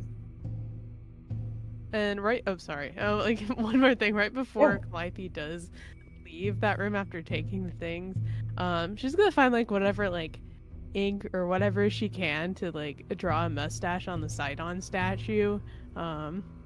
Maybe do like some little devil horns or something, whatever she can put on. You can get like a stick, like a small little reed of sorts, not the tip of a quill or anything, and just draw and paint it on really quick. It's it's a big dumb mustache. It basically I'll do angry eyebrows on all 3 eyes. Can you please put like an Easter egg trying to like a tiny hard to find like dick butt on there? Yes, absolutely. So Okay, but that's all I'm gonna do. No, perfect. I think actually now would be a great time for us to take a quick break.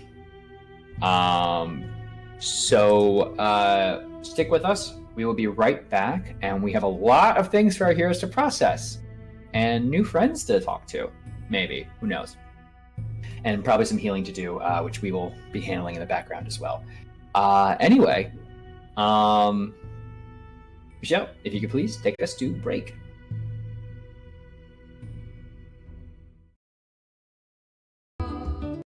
Welcome back, everybody. Hopefully you've taken care of yourselves. I know I have.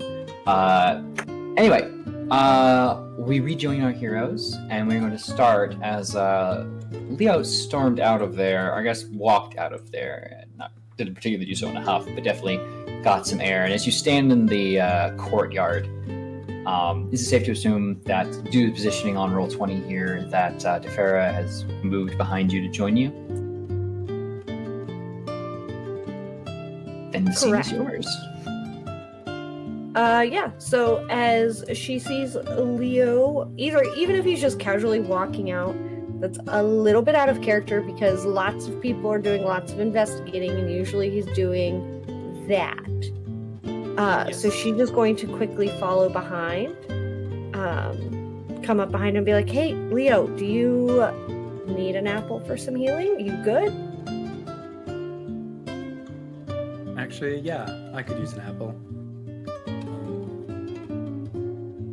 I think he takes the apple and just kind of looks at it. Usually, we eat those. Usually. Are you sure you're good? Usually eat apples, not just... Yeah.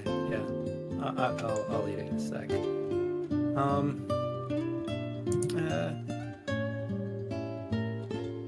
I don't know.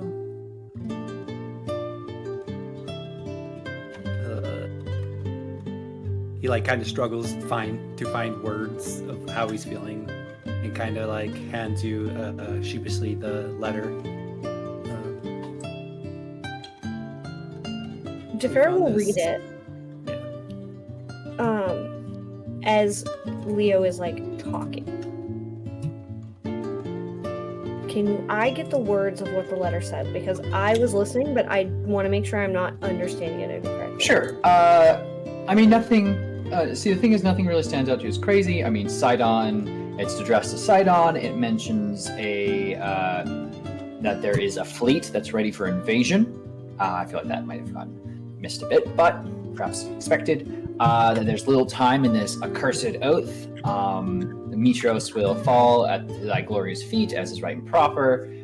There seems to be some friction between Gaius and the priest of Lutheria that's on the island here, such that Gaius even doubts that the priest is loyal to Lutheria even. It ends with thy eternal servant, Gaius Dracos. The exact same last name as Leo. So I think I keep saying it differently every single time I say it. Okay. Sorry, I had to type some notes for myself so that I don't forget the things. As she is reading the letter, she's going to attempt to and I don't know if Leo would necessarily hide this, so I guess, Comrade, you can kind of say, does he look like he's very, like, mad or sad or happy? Like, what, aside from kind of just probably confused, what do you think she is looking at in the face? I think it'd be sadness and stuff, because everywhere he turns and remembers, it seems like the Dragonlords of old have always been shitty, and now the new ones seem to be shitty some more, and his family is still part of it. He's just very uncertain of what is going on. Oh, but you don't know any of this, honestly. So yeah, sad. Yeah, so if she sees kind of like sadness, she's gonna kind of like turn the letter around to face him and be like, families, am I right? I haven't had the best luck either. Is your family just as saddled to apparently some really shitty things as mine is? I don't know. I don't know who this person is, besides just having the same last name as me. Oh. Like, yeah, he seems very devout to Sidon and stuff, which, not good.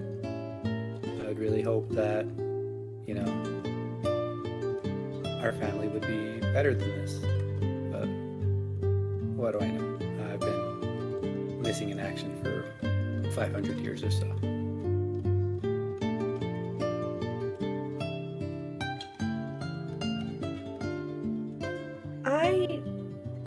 Maybe I'm the wrong person, or maybe, I don't know, maybe I'm the right person, but I feel like sometimes we're just kind of saddled with the things that our families have done in the past, and maybe part of what we're doing here is going to make that right. Maybe? But also, families just get weird sometimes, you know? I mean, I'm pretty sure we saw what happened with my sister, so I don't know that out of everybody in the group, I have too much room to talk about families being on the good side of things.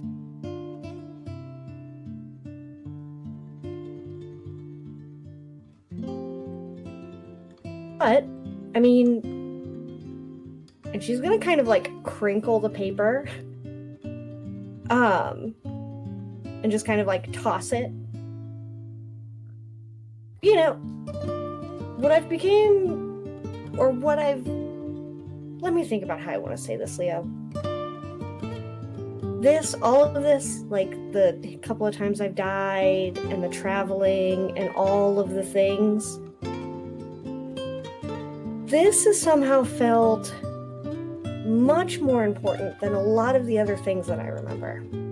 So, I mean, that's really shitty. Like, whoever that guy is, whether he's like a brother, an uncle, a distant cousin, you know, you kind of have us now. And she is going to reach out and hold his hand.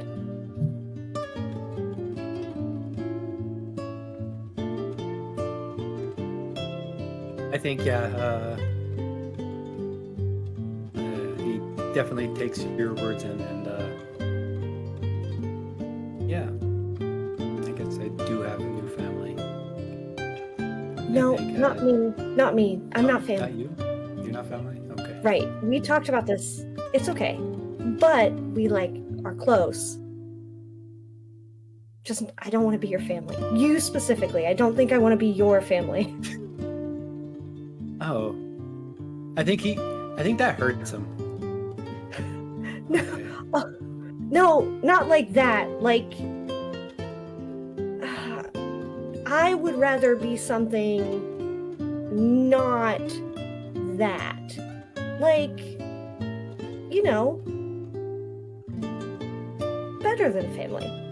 Like, you know, somebody who gets to hold your hand and help you along this whole thing. Which, I mean, I understand family would do, but I guess sometimes I might want the things that come along with not being identified in the same vein as a sister.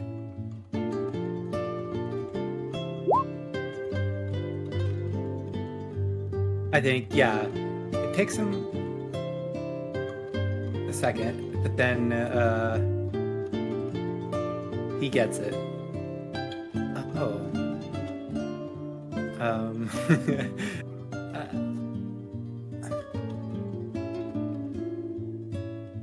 I think I also feel the same way.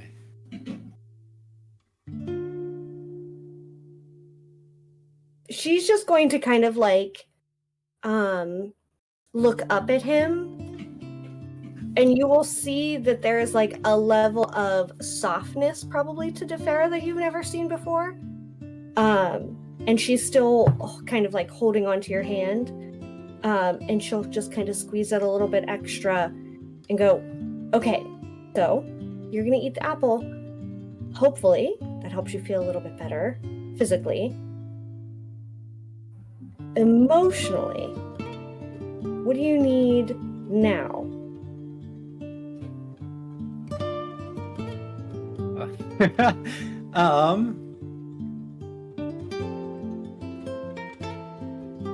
Yeah, I think he also chuckles and then just stares deeply into your eyes. I'm not sure yet, but I hope soon I'll figure that out. Oh, there's some stuff going on there, Turk. We can no longer see the GM. I'm scared. We've lost the GM. Hey. Hi, sorry, did they get... Oh, my headset got unplugged briefly. Is everything okay? I was contemplating it, but... Everything's fine! Don't call the fire department! Yeah, okay. Sorry, continue. Yeah, no, I think we end it there, and as Okay. I eat an apple while staring into your eyes. Yep. We're all being so cool and normal about this. Yep. My chest right now. Okay. Back inside. Jesus. Whew. Okay. All right. Back inside at the table. Even amongst the scraps, your two former prisoners are. Well, one of them is shoving food into his mouth. The other kind of absent-mindedly grasping at food and slowly moving it in and taking small bites, continuing to kind of just, again, glazed kind of eyes, doesn't seem to really truly be here. You don't know where, but you know, they're taking care of themselves. I assume Borghild is nearby supervising and overseeing. Probably eating as well. All right. And it looks like perhaps others have moved in. So yeah, they won't necessarily speak unless spoken to at the moment, given they are very intent on getting as much food as they can. Calliope, do you think we should release the harpies? It seems pretty fucked up that they're just, like, kept in a cage. It is, but Yeah. I'm worried that if we do that, they're going to attack us. because generally they don't do well with people that aren't cool with Sidon. That's in my experience, at least. Maybe we ask them if they're cool with Sidon or if they're in this cage because they're not cool with Sidon. We can ask, but generally they're cool with them. Borghild, you'd know nothing about the origins of harpies, but you would know I don't know what they that are, but there was a large amount of screeching and insult slinging when for the brief moment that the silence was down.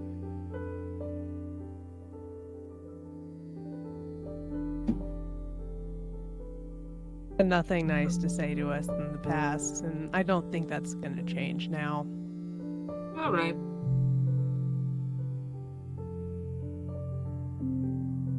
So it looks like we've got some new additions. Are we taking them along on the boat with us, or? I was gonna maybe say send them back to the ship if we want to keep them with us, or if they even want to go with us. They, no offense, fellow compatriots against or not particularly for Sidon. You look like shit, and I don't know that you'd be any good in a fight. You showed us the guy who has a brain about him, right? Yes. Oh, yeah. I mean, I wouldn't say I'm terrible at it, but yeah. Well, not right now. I've had some of my things with me, my tools. Those have all been confiscated, and I assume melted down and studied for parts. I might be of use somewhat, but I mean, I doubt you have the materials that I need for half the stuff that I need to make. Yeah, you can still look around. Do you have an engine? Combustion Do I have material? any idea what that is? That is literally like Yeah. the term, I guess, if you know any engineering, like an engine, I guess, is like a theoretical component of like. Yeah, no, he's No idea. It's just blank. any propulsionary material, worked metals. Does Sweet Baby have an engine? No, Sweet Baby is clockwork and magic. Okay. All right. I can tell by the looks on your face you have no idea what I'm talking about. You think I'm crazy. I'm not crazy. I mean, he's crazy. And the other guy looks back at him and goes, "Orc meat is no good for kissing." Exactly. Well, so, but I am not from here. I know, surprising. Please keep your jaws out of the food. I actually would like to grab that. Thank you. I'm not from these lands. I'm from a very different place where we have things that are apparently very interesting to my former captors, because they really liked finding out every arcano-mechanical secret I had in my head. Well, I didn't tell them about everything. Like giant bulls with no. up your face? Oh no, they tried to drag one of those in here to scare me, but I mean, standard Gorgon. I've seen them on several continents, despite the divisions. I mean, again, this is the only one where your defenses are really fucking working, I guess. Some eye in the sky. I guess a cloud god figure would naturally entail that sort of thing, but sending rocks after somebody? I mean, really? I was just flying my little airship by. So, not from here. Do you have a name about you? Oh, yes. Name. My language is gonna perfectly translate here. I mean, I'm barely figuring this out as we go. I'm really good at it. But I've had a lot of screaming and various broken bones figuring out your tongue. You can call me Oath. That seems like an important word. Everyone kept shouting it around here. Yeah, you could say that. Alright, yeah, Oath. I mean, I don't mean to say I'm important, but I mean, my name means something important where I'm from, and you know, it's translation. But anyway,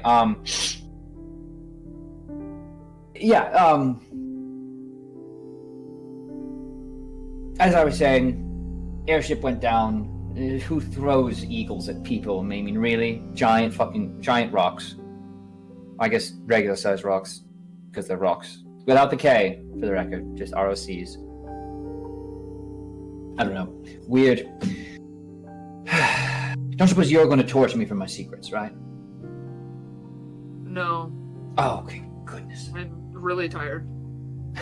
Oh, well, you know, when your energy picks back up, let me know and I'll run for the hills or the sea, I guess. Gosh, you guys should really look into getting a large, contiguous continent. All these islands are confusing, but I mean, there is the mainland.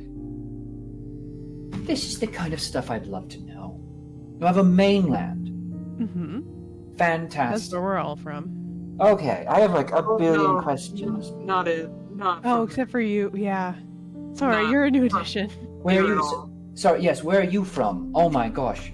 Well, how'd you get here? What method did you get ingress from? I mean, did you encounter similar hostility? I mean, clearly. Not rocks. It was more like a big tropical storm shipwrecked us. Seen the big random waves. It looks like there's some kind of person under there. Is that another one of your deities? Mm-hmm. That's Kentamane. Gee. Yeah. So Okay. they just kind of smashed Probably my the ship on the scariest one. rocks. I didn't know where the rest of my crew went, if they survived or not. Just kind of washed up on Themis, and then have been turned into rock for a really long time.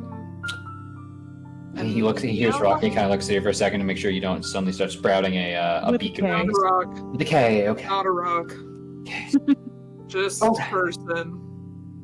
Right, just had to check, just to make sure. Point being, tell you what, you tell me more about where you're from. Get the lay of the land here. I can maybe write some things down in a book or something, and keep an eye out for my crew. And maybe I point you in the direction of my ship, and or start working on some engine stuff for you. Theoretically, I should be able to make one. They seemed very eager on finding out how it worked, because I suppose they must know at least where my wreck of my ship is. Your boats don't fly, I take it. Your ships don't take to the skies? Not No. normally, no. Okay. Well, mine do. But I'm not certain anymore, given the crash and the attacks and the imprisonment. Beatings and torture and insistence that all my people were dead. Who was I protecting? You know, what is my point being? You get the idea. Are all your people dead? I mean, maybe. I don't know. I hope not. I had a fairly good crew. We were small, expeditionary, stupid. Entirely too many people named Doug, but that's beside the point.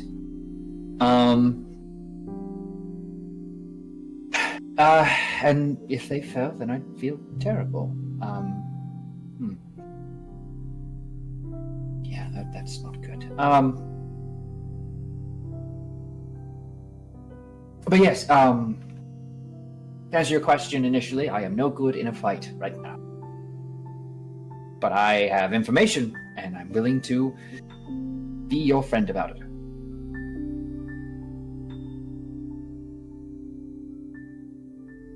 Well, Oath, not from here. Welcome aboard, then. I don't have to swear anything to you all. Everyone's always swearing things here. Mostly swearing at me. But, I feel that. right? They're saying all of these things like, welcome, you must enjoy my oath of hospitality, and, you know, oh, well, you won't come into What's that conflict about? here, I must What's that swear. about? It I'll gets get it. tiring. I mean, how many oaths do you have to take? Just say to... come in. Like, want to hang out? Like, easy. all these oaths. Now, to be fair, Borghild, you do also come from a society that heavily values honor and valor, but it's a lot of a formality here of like having to welcome in and you enjoy and be known as friend kind of thing. You're just like, yeah, you give them some food, you tell them to come in. If they try to attack you, you kill them. Yep. And if they Anyway. have cool shit, kill them. Yeah. Easy peasy. He's like, but I'll tell you what, first thing I can do as your new friend, crew member, whatever you want to slot me in as, I will watch crazy guy here. That's what I had to call him. I actually started calling him Enigma because he's a bit of a mystery, you know? I had to figure that word out through bits and pieces, yeah. Sir, do you have a name? Never try to look at a hedgehog sideways. Terrible smell. I haven't heard that before. No, yeah, I mean, it's always first with this guy. I swear he got cognizant for a bit and started typing up, like, a play or something. I don't know. Something like 13 Crazy Nights or something like that. I lost track. But I'm at your service, and I have a lot of food to get through, and I imagine you have heroic things to do, killing people, and I don't want to slow you down. So We're just kind of vibing for a second. Two of them walked off together, so they're probably having sex.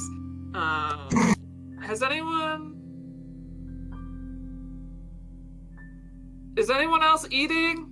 Are you guys wandering around? I'm just gonna shout out into the caverns.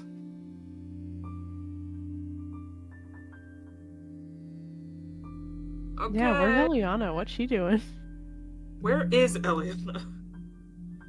where's Eliana? Who knows? Eliana, where would you like to be? Would you like to have been exploring the grounds while you,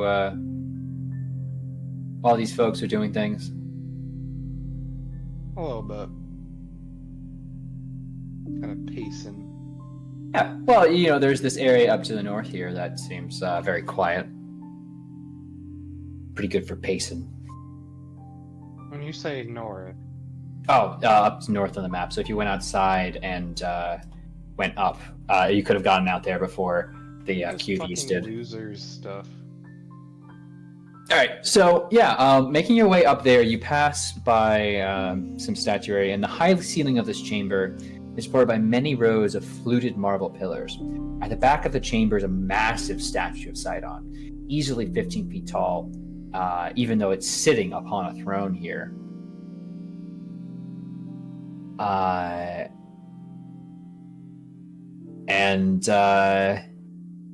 It seems the air here is one of tension and quiet, and that just by the settling of dust and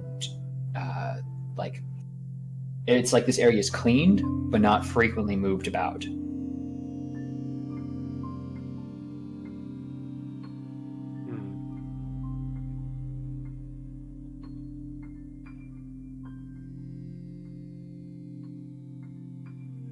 Is So- the statue made of any specific material, or It seems like a kind of poured bronze cast. So, I mean, I can bore you all with the way that's done, which is, to be fair, fascinating. But yeah, it's just kind of a pure bronze exterior with what you would figure would probably be a kind of hardened rock interior, sort of proto-concrete in our terms. I'm gonna spit at his feet?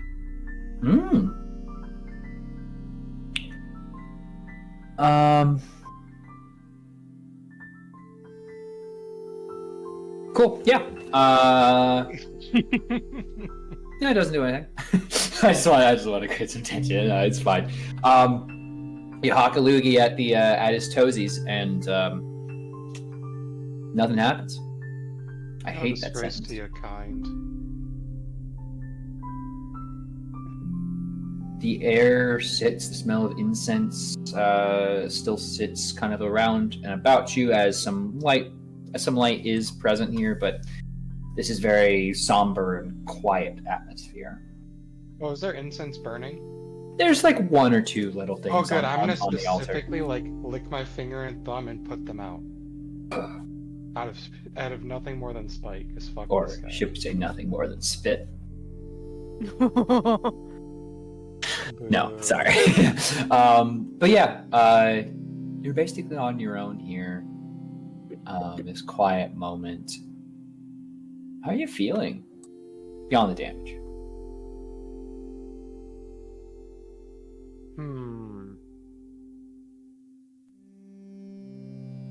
Probably more annoyed that these people are such zealots. Or basically a sky god who's just pissy and like they don't comprehend what he's about at all. Especially after learning about, his true past and all that. It seems like you know more about their god than even they do. Of course, he'd leave out the important part. Rarely in origins of myth and mythos, or for those stories meant to aggrandize the leader, is the I had to quickly kill off all my siblings who actually did all the work highlighted or acknowledged. So, where once, I suppose, a giant imposing statue of Sidon might have been terrifying or imposing, I suppose you view him a little different now? Oh yeah, just as a miserable, like, hollow, probably melancholic sack.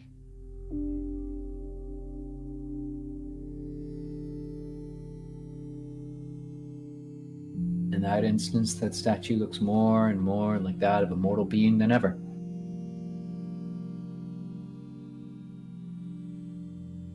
Is there anything else you'd like to do in this space?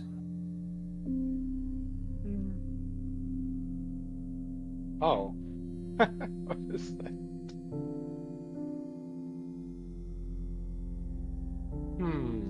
A chest just sitting out here in the open. What could possibly be there? So, mainly, as you approach that, if you want to open it, it is not locked. It appears to primarily contain candles and oils and basically things needed for a lot of cleric spells. I'd say up to level 4, you can consider this to have some basic material components. Primarily focusing on communal and direct contact with your deity kind of stuff.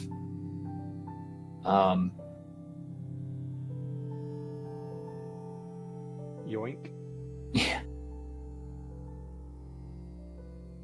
They won't be needing this. No, certainly not. I think you've killed all the adherents to his faith in this location as of yet. But yeah, I assume you might begin making your way back with your new gains as you're sorting it all into your backpack and restocking on any oils or... All right. So I'd say at this point you've all kind of rejoined together, gaining the benefits of a short rest. I'll say your NPCs have taken some initiative and gone and checked out the 2 other small areas, indicating they were just barracks. That one was for the human soldiers and one was for the it seems like larger for Gigans.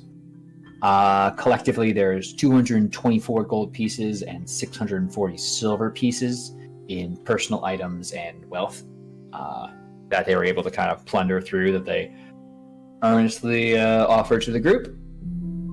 Though it seems that one of them had to be browbeaten into it, as Zeros appears to reluctantly give up his portion. But the area beyond still awaits. They mentioned that it seems like some kind of temple or, well, Bulbug pipes up. I mean, it almost kind of looks like a library from back in Mitros. I mean, even still, I mean, there's two Geigans. We just poked our head out to look, give it a quick peek, and the Geigans, two Geigans staying outside, don't look like they're even gonna give you any trouble, but there's still some little robed guys walking around.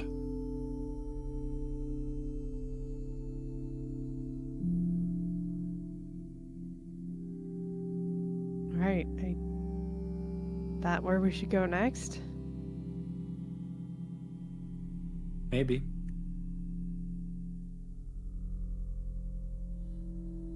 Might as Well, well. the piece wasn't here, so Exactly.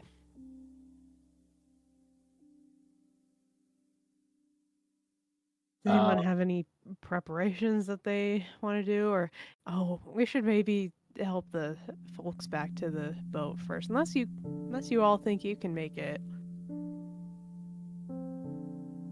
Or if you want to wait here.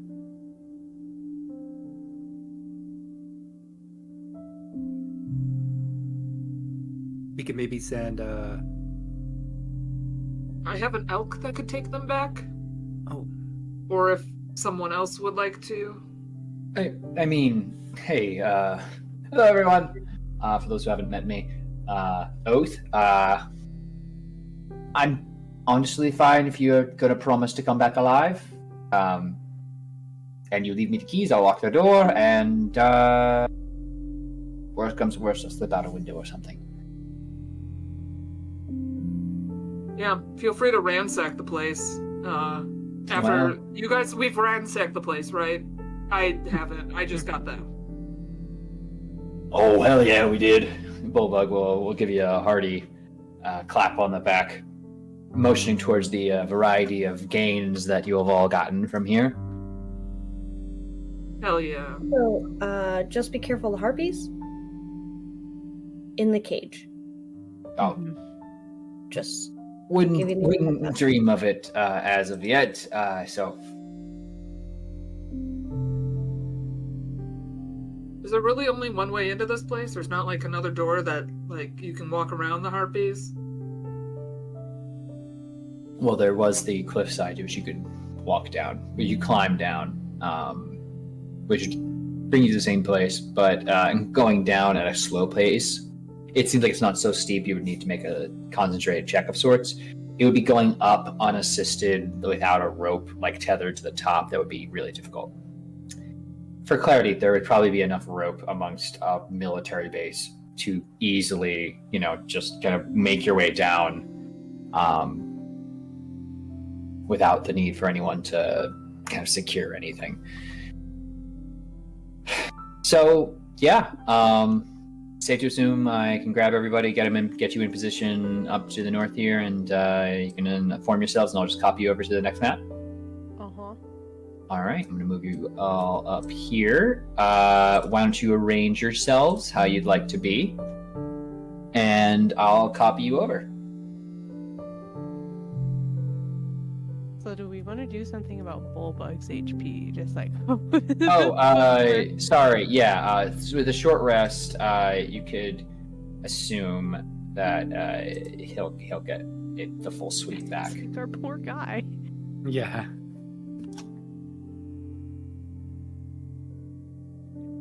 Or at least he'll get half his pool back. So that would be 45. I'll add on 40 to his HP pool. So he has 69 health. Nice. Also assuming Sweet Baby will just be kind of like part of the group off to the side. But yeah. I was gonna have her fly up ahead.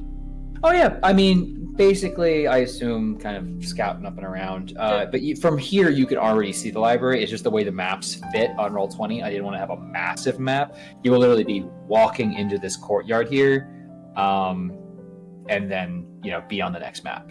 So, if everyone's cool with that, if where you are right now is where you want to be, going once, Yeah. going twice. All right, starting the process. Copy, and let me do this. And let me do this. All right, how's everyone seeing everything? I'm on the same map still. Oh, I did not drag anyone over. I am so bad at fucking... That's not true. But I'm bad at Roll20. Hey, As good on you, brother. two enormous bronze doors stand open, revealing the main library building beyond. It's a magnificent building with broad set of stairs leading up to the entrance. Its tall roof is supported by rows of fluted marble pillars. It's... Even now, you see a few people scurrying as you approach back into the building, holding scrolls and other reading material, clutched like precious objects. As you reach here, the enormous walls here are lined with shell. Well, no, actually, why did I write that there? I'm bad at writing. Anyway, you approach. There are two Gigans. So I'm gonna go ahead and hit this turn order tracker here. And I need y'all to roll initiative.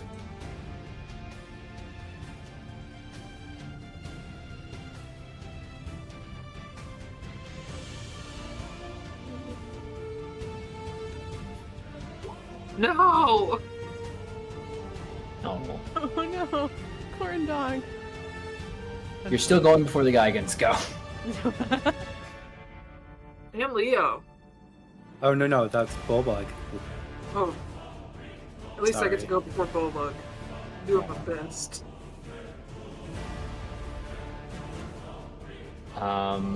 Okay.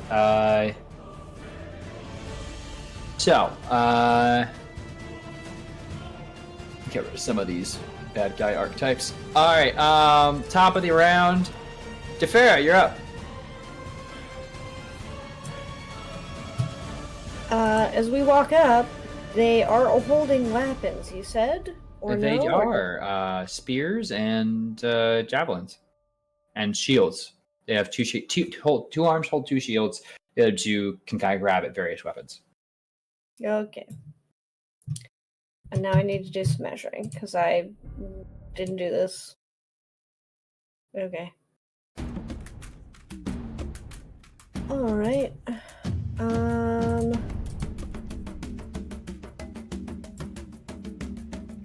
Yeah, she's just gonna go for this guy.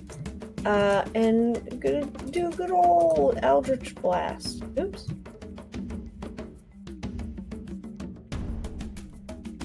Uh, 14 won't quite cut it for AC. Yeah, But you have a second shot for me?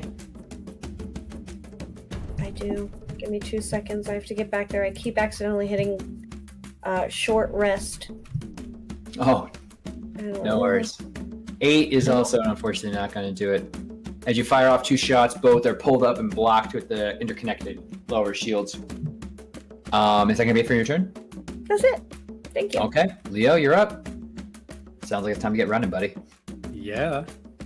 Oh, And remember your friend. I will.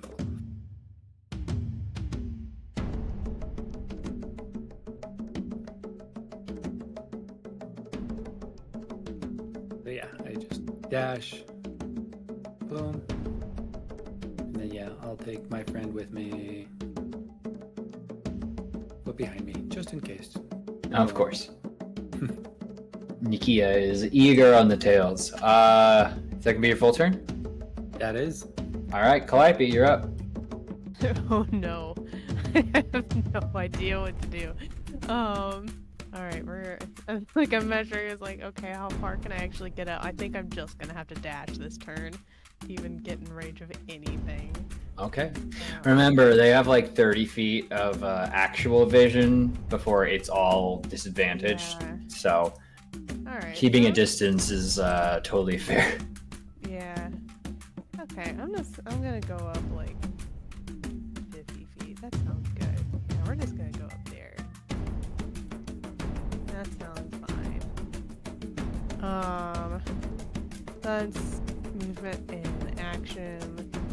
Yeah, I'll go ahead and inspire someone as my bonus action. Who do I want to inspire? I'll inspire Defera. I'll just say you'll get him next time. I know it. All right, and then it's full on. It's time to go like full on. No, you hear that one, corn dog? You look like I just forced a lemon into your mouth. I mean, you've had better. You've had better, Coach. You've had better. All right, he's gonna go his 50 feet down. Gotta hit this one full on. Please stop. Okay, about to receive psychic damage. Okay, how far are we now? We're 55 feet. Yeah, a longbow can do that easy.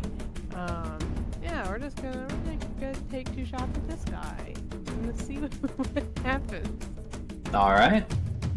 And 8's not gonna do it. Unfortunately, yeah. And about Ooh, 21 will. Give me some damage. For 6. 6. We are breaking records today here, folks. Full on is hitting like never before. All right, is that your turn? That's his turn. All right, Steros the Jenkin.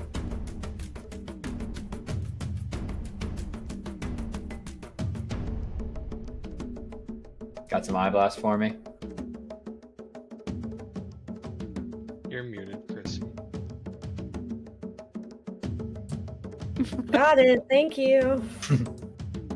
Just over here mumbling to myself. No big deal. Thank you, Tony. I'm gonna move him. Oh my gosh, dude, move. But he's gonna stay kind of back a little ways, and he's going to start with a few eye blastins. Left or right?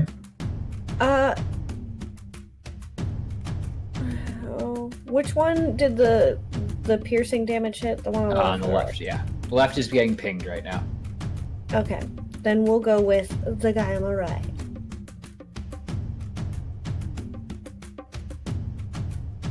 Two hits, as one of them will be off by a bit.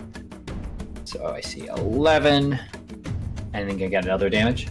10. All right. As 2 beams of fire manage to connect and blast and scorch into this guy, Steros will continue to kind of move up. The one will fly wide and hit into this large door, not even seeming to affect it at all. Which means to Eliana Legide, leader of the pack. Oh, sure I'm in my square correctly. That one. 30 feet, and then both ding-dongs are too far away. Which is really obnoxious. It happens. Why does it happen to me? It's happening to everyone's taking a dash action today.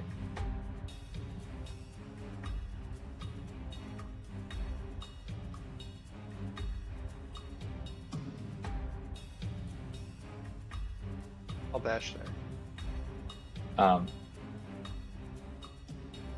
We don't see now. What's going on?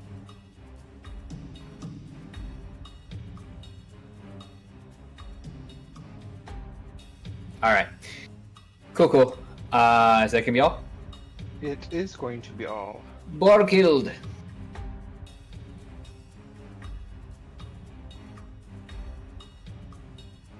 How you doing? You are muted. What I said first was Eliana duck, and then I'm going to come up about this far, and I'm going to throw my tool little chakram at All our right. fine fellow here. Take the shot. Let's go for it. I can throw 60 feet. I thought you had an owl. Oh. A duck where? I thought you had an owl. Make me some rolls. I'd love to see him. 12 will not do it, but a 29 will. Yay. I don't suppose you have anything against giants, right? Nope. All right, cool. In that case, 8 piercing damage will go through. This guy's already bloodied. He hasn't even moved yet. We love to see it. And they'll both ping back towards you because you didn't get really natural ones. But hey, it's their turn, and they're going to... Wait, real quick. I'm going to scream my Amazonian battle cry. Totally. You get ready for a fight as I check how much movement they have. Because now they can engage in combat, and that is one of their favorite things to do. You've activated my trap card, Turk, as you do every time. I know what I'm doing. Do you? Sometimes it's been 4 weeks. Damn. Unfortunately, it's What 12 does that with battle cry give again? that's bonus. That's bonuses just for the Amazon. Damn. Right. All about me. Boo. So we'll start with Eliana, since you've so kindly volunteered. It's going to attempt to grapple you. That is a natural 1, though. I'm flavoring this as it hits the stairs and is going to stumble right past you. You want to make another shot of attack of opportunity here. Because, gosh damn. Nope. Oh, okay. Even Can't I quite wasn't cap. expecting it to stumble. Just kind of stumbles past you. It's going to try and fly around and shoot a spear your way for a 10 to hit. Don't think that's going to do it. How's another natural 1? As this guy gets having the worst day of his life. Okay, cool. The other one is going to make an attack, though, at Leo. Same business. Grappling. 10 to hit against Leo. I know. Don't tell me it's a hit. I'll do the damage in my head. Oh, no, he rolled a 0 because it doesn't actually hit. And 2 spears, natural 1, and a 10. I cannot roll. Okay, fun. You're expertly kind of blocking and dodging and moving out of the way. You figured out these guys. By this point, I think, would you say Leo is kind of is he more of a I get into the fight and now I don't need to think anymore kind of person, or are you I'm thinking about this so it's pushing me to fight harder kind of person? I think it's head empty and just focus. It's like a dance and stuff. You It's just all muscle memory at this point. And yeah, now you recognize how these guys fight. Big 2 shields up in your face, but they're going to swipe around, so don't worry about the shields. They don't push. They try and grab with your hands, so you step back, parry the first one, parry the second, and move back in to get within their vision. Which is going to bring us to Bullbug, actually. Yeah, he's going to come dance. You're going to charge him, hit him with the gore. You got it this time. Oh, I don't got it. 11. Even with a bit of a bonus from... I don't know. Oh, what do we say, team? Should we give him advantage? I think this... What do you know? Eliana is within range. Well, Stumbled and he's flanked, and he's turned to his back. I'd say, go for it. We're crossing spheres right now. We should also get pack tactics. If the other guys can do it, so can we. Oh, I need damage for that court. No, you had 25 on the other side of that, so that'll absolutely hit. Yeah. Yeah. Okay. Cool. And 18 would also. There we go. But, so 14 and your charge damage. It does more, right? It does an additional 2d8. Oh. Give me those rolls. 2d8 and. All right, this guy is holding on by a thread already as Bulbug comes charging into his back, knocking him already unstable, basically, onto his feet here. Onto his knees, rather. He was already on his feet. I am. Words. Anyway, I think that's it from Bulbug attack-wise, correct? Yep. Okay. Tefera, it's back to the top of the order. One of your opponents is looking a lot squishier than the last time you tried to shoot a ball of energy at them. Yeah. She's gonna try to do it again. Boop boop.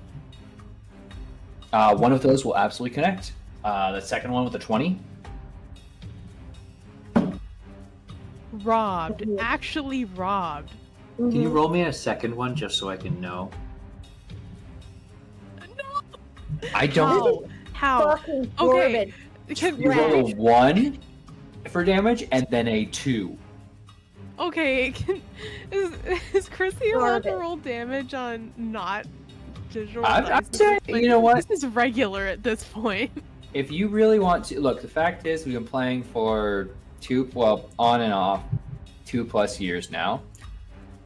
If you want to roll off table, it's fine. You have to know your modifiers, on hand, especially for damage stuff. If you just want to throw a D10 on the table, go for it. But I'll say for right now, that's 1 damage. And if there's anything else you'd like to do on your turn beyond that, good? I'm good. All right. Leo, you have a dancing partner you have to see to. Yeah. Alright. Going to finally attack. I am so happy for Leo that this is the 2 of 4 combats, which was not spent. Let me hustle over to the enemy before they get pinned down by our ranged units. 17? Mm-hmm. Any boosts you got for me? Any inspirations or anything? I don't have inspiration. Okay. Unfortunately, that will be blocked by the shields as you strike in. He pulls it back. Pulls one of the arms back and prevents you from striking. It's slight, glances off, very nearly a hit. But I believe you have a second attack.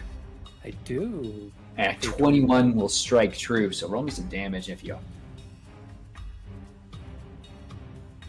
Boom, 12 damage. I have to ask. You have spell slots for smite, right? You used all those? No, I have a couple. I just want to check because I know you usually are fairly conservative with those until there's a big scary guy. So just want to check. Not trying to signpost anything. I'm just always interested in what's going on in your head and on your sheet and give me all your resources. Anyway, I try to make it hard on myself. I don't want to make it you know easy. what? I appreciate it. Calliope, you're up. Oh, sorry. Yeah, Dragon. Dragon. There I you- completely forgot about Nikita. Come in through the side. Natural 20! Hell yes! A baby. What's more I think just- dangerous than a bomb? A child. No. No. For 16 damage. Chunking that down. Already a third of his health done as I imagine it's you kind of clanging and nearly come off the second, but you're able to pull back faster than they're able to reset the guard. And you get a good hit in on their side. They glance and pull in, and Nikia's able to get a good bite on the shoulder, getting through around the leather and just kind of pulling and then gnawing on it, causing a cry of pain to come out. They're not looking great either, but that brings us over to Calliope. Hey, yeah, she's just gonna look at this guy again that's like, the one that's closest to all the group now. And just say, guess you couldn't go in for the hug, huh? You're all arms, no charms. Oh, I would like a wisdom save, please. don't want to. They're Do really it. bad at wisdom saves. It's 10. Mona, Well, you got the good soundboard. Where was the air horns? Oh, no. No. I have the Oh. We do want to make sure we don't get marked for anything, but I'm sure 1 or 2 of those wouldn't go astray. Be fine. There you It's go. perfect. Okay, so that's 4 psychic damage and disadvantage on the next attack roll. Yeah, no, it's fine. Oh, I missed it. Do I want to move or? Oh, I was like, where'd he go? Where'd he go? He kind of just collapses as the magic takes him and the life leads him. Oh, I killed him with a burn, and it wasn't even fire damage. mm, Oh no. Okay, well, I guess we're just gonna keep on walking up then. Yep. Yep. I'm just gonna make it to the stairs. And that's all I'm gonna do. I'm gonna walk up those stairs like a bad bitch, though. It's gonna be great. Mm-hmm. You like skip a step every once in a while. Yeah. Yeah. All right. It's time for Folon. Uh-huh. We're having a great night for full on, everybody. It's a great night. Yeah, it's a good time to be full on right now. It's a good time. He hasn't even noticed that he hasn't even drank anything for a while. Like, this is great. I for know, I know. It's like I'm saving it. I don't know what's next, so I just keep saving it. Yeah, you know, he can just take a shot from here. I think that's fine. Shot? Go for Eh, it. Natural 20 from full on. Yeah! Roll me that beautiful What beam is gonna be damage. so low. Damage on the crit. 6. So you roll a 4 and a 1 for damage, but with your modifiers, it's 6. All right. Well, hey, that's still points on the board. We take those. Uh-huh. All right, second That's a shot bloodied foe now. 20 will also connect. for 10. For 10! Oh my God, Huge! more than the crit. Took out a third of this guy's health. To be Hell fair, yeah. I keep saying third. I honestly need to do better at math. I'm pretty sure it's not, but he did a chunk of damage there. As 2 arrows sling forward, and in the state it's in kind of exposed and crying in pain, they can't block the incoming attacks, and one makes their way in and clearly past a rib, and it's something sounding pretty vital by the solid chunk of wood that goes in there. But that brings us to Steros the Jankan man. Booyah. He would would say booyah. Don't. He would don't bring in- absolutely say booyah. He's gonna move a little closer. He would. He's Oh my making God, his he'd way love to be downtown. Cyborg. He wishes he And were Cyborg. he's just gonna do the thing again. All right, blast him. Okay, so 2 hits there amongst the 13, 23, and 20. So for 9 and 5 for a total of 14. This guy again is looking real rough. As again, I imagine with Steros, it's kind of like he's almost kind of just walking carefully, leaning and blasting, and moving forward a little bit more, and blasting and moving forward. Just this kind of line of artillery, kind of just keeping the pressure on this Janken. Where one hits, he hits for the second time, it gets blocked, so he moves to a different location and makes his way up all the time, always muttering to this guy. It brings us to Eliana. Your foe perished behind you. Hooray! Oh no. Time to charge. Okay. A 21 to hit for a Woo! Tell me how you bring down this foe. So while he's getting eye blasts and bitten and sorted, obviously he left himself open to a little bit of a spear, the lungs. Okay, so I'm a big fan of Troy. You don't say. Would you say you just kind of charge at at the guy again, jump up, and just spear right through the right past the collarbone and down in all the bleedy bits? The what bits? You know, all the parts that what one needs for breathing and The Pardon breathing me. bits? the bleeding and breathing and Uh, stomaching. the what? The whole, The the whole thing. breathing? You know, I'm saying a lot of words tonight. Okay, some of them are going to be Sure bad. are, and some of them are questionable. You get a solid hit in as this guy was already down on a knee, exposed. You take advantage, striking deep, and all that's left is a gurgle as it emerges, gore red. All of you now at this point streaked with the marks of battle, and damage to yourselves and pain you've inflicted on others. But for the moment, you have but a few doors between you and the ancient library. A large, imposing statue of a Gaigan, though on the map it has 2 arms. In truth, those other 2 are crossed beneath it, depicting more of a scholarly side to the Gaigans. A sort of difference from the over-aggression you've seen when you hit these shores, the destruction and the allowing of bodies and bones to be strewn and left to lay as they lie. Here, you see an image of what some of you know to be what the Geigen once were, a refined, culturally, magically, technologically gifted people who were brought low, now kind of doubly your understanding, not only by the efforts of the genocidal Dragonlords of the past, but also the influences of the Titans that would see them bend the knee. And I think for those of you more conscientious of that, it would strike you as a strange and terrible thing to have to be fighting them here in what was clearly once this place's kind of home of learning. But I that is something you can contemplate when the war and the battle is over.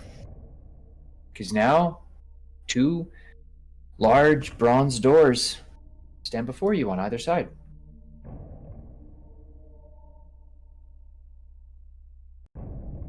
Well, we Do we want to split up or go in together? I think going in together might be best.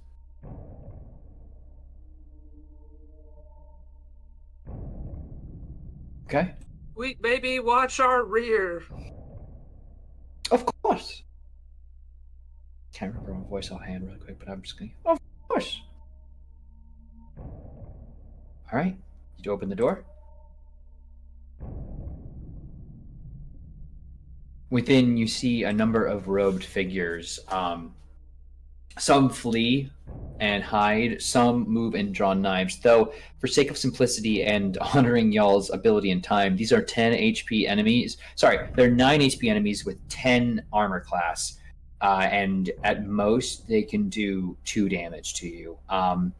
If you're okay, I will say if you want to fight these folk, these are the kind of things that Eliana could activate Spirit Guardians and would cease to be a problem.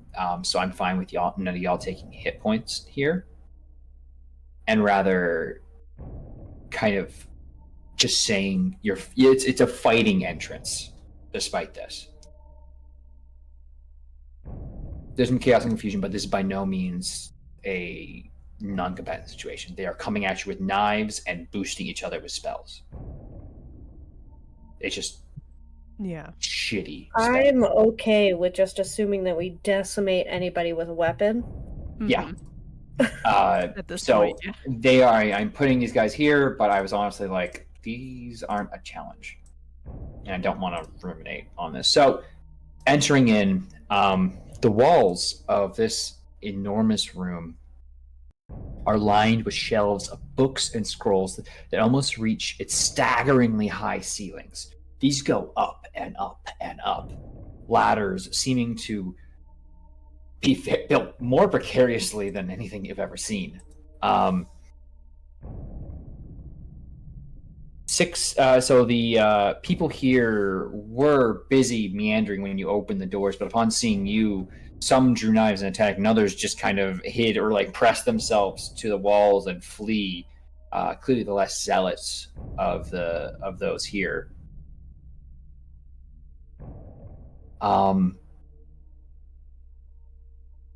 Those of you more knowledgeable about things, having seen of this world, rather, having seen the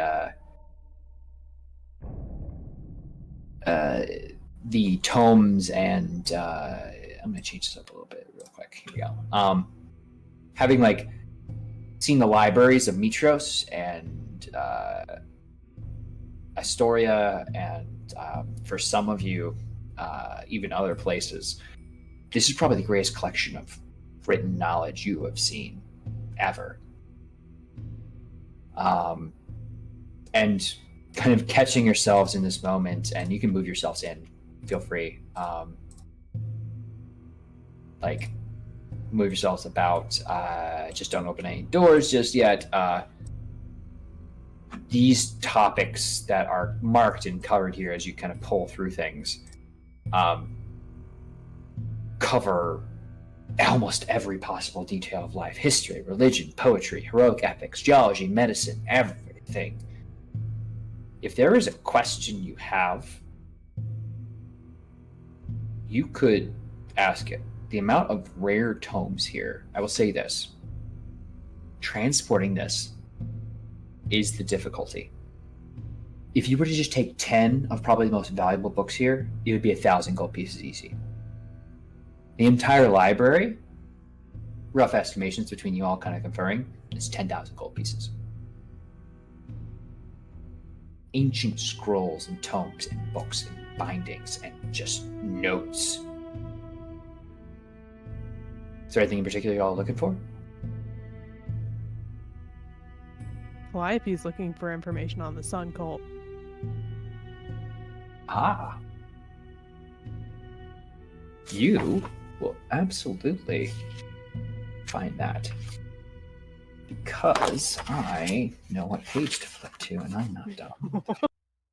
I gotta get my notebook. I'll be right back. Absolutely. While Heck is grabbing that, is there anything else anyone wants to more immediately know? DeFaro will be looking for if there is such a thing like a genealogy section. She's looking for like histories of families.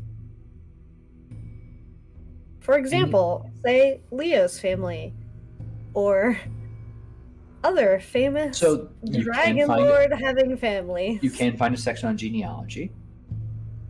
What family do you want to look into first? So I'll do one, jump back to Heck, and then go back to this other one. That's fine. Go ahead. Oh, you want to do Heck first, and then we'll do both? Yeah. All right. So, the cult of Helios is noted as a, well, strange thing. It's clearly centered around a singular figure.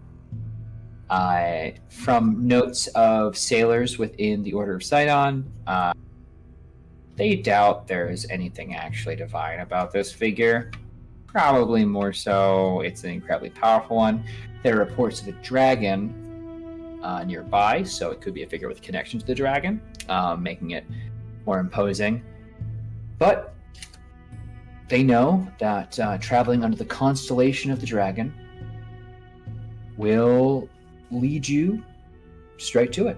We call it the Island of the Dragon. It's unfortunately one of the really easily poster boarded ones here, but oh wait, am I wrong? I'm wrong. Oh no. Oh no. Oh no. Sorry, it's under the sign of the chariot. And it's called the Garden of Helios.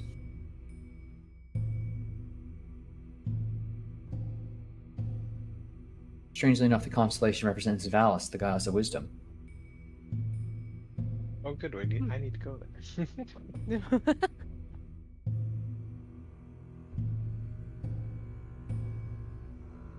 And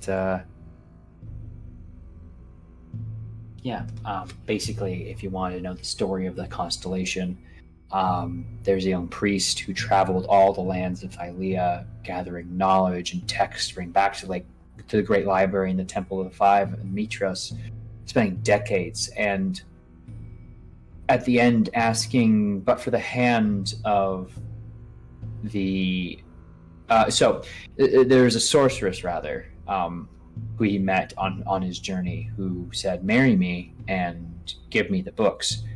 I would use my power to summon every book ever written onto the shelves of your library. He said no, that the acquisition of knowledge was just as important as the knowledge itself. The sorceress revealed herself to be Valis, placed her hands upon his eyes, and he could read every language there ever was. And it is said to be the most beautiful gift from the goddess to her most loyal servant. Though the author of some of these preliminary scout reports begs to differ in regards to its relation to the island, but you have your heading. And you know that's in the Nether Sea, so you need that gear to go get it. Mm-hmm. Anyway, genealogy, families, history, such fickle things. What family do you want to know about? First, I will say that DeFera will be looking for things about her family. While even if she does not necessarily find anything about her family, she would just be looking at just as they have appeared to have been kind of like forgotten to time, if there is any like mention of them in any sort of historical context. Let me hit you with If this. not, she would start looking for like Leo stuff, but would not read anything or do anything. She would just hand it over to him for him to have. Let me hit you with this. Going through, you do find several families have their genealogies recorded. People keeping track of important families in Mitros as they are. And working alphabetically, you find your way down to Adamos. It's easy. It's right there at the top, honestly. Though, as you should hit Adamos, it's not marked. The tag for the scroll is blank. For several scrolls, actually. And you pull it out and open it, and it appears to be an aged, but entirely blank scroll. All of the pieces here, before you would hit the next alphabetical family, seem completely empty. Clearly the pages are worn. There are signs that these have been preserved and kept through time, but they just have been, as you said, gone. Only the ink evaporated. She's going to take what she can of what would be her family scrolls. Absolutely. And you do find a section on the Dracos family that appears to be kept kind of under more of a Dragonlord section, charting through those families, given the importance of their bloodlines. And you don't read them, you hand them off to Leo, as I understand it. I would just hand them over. Yeah, it's about 3 scrolls. But yes, Leo, you now have, by all counts, the most accurate recording of your family's bloodline, to your knowledge. I think I thank you, because he was not thinking of this. He thought he only had one shitty relative. There's potential for more. There's also potential for maybe some of them not being shitty, Leo. Yes, of course. I'll trade you 1 scroll for your family for 1 scroll of mine. And she will open up a blank scroll and say, much easier to read, not as stressful. That's not good. That was my scroll before. Hopefully we can find you your family. Well, let's find out who this guy is. Who we at least know one is not so great. So, Leo, you open the scrolls? Yes. Right? I mean, it's a simple thing. You see your family, as was publicly recorded, available to you in your time.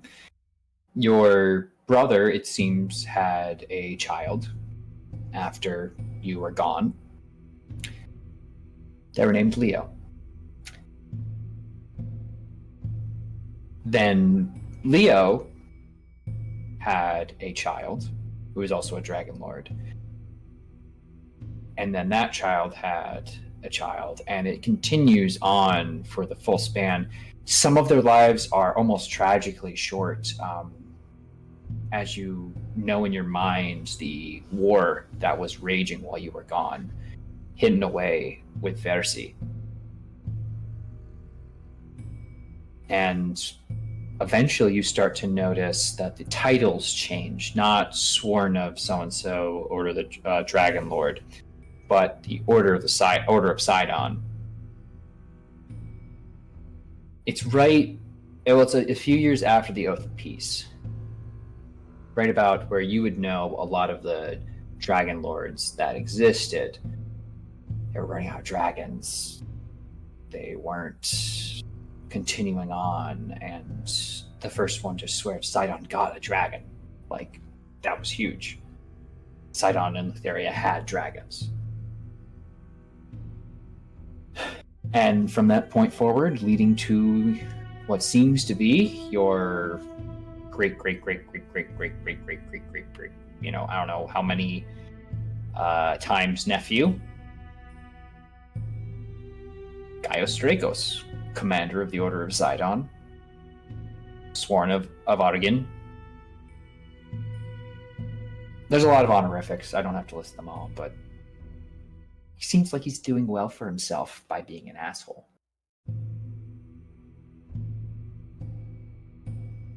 As it stands, that seems the only living family member you currently have. Oh. That's still good, though.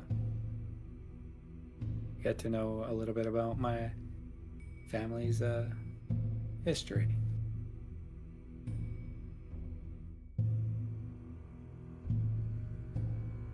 I mean, at least he's like a 25th cousin, second removed, or however it is at this point. Always hard with time traveling, because technically it's like, yeah.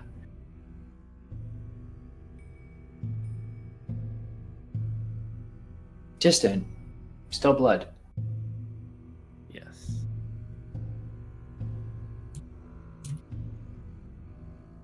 Anyone else looking for anything? Yeah.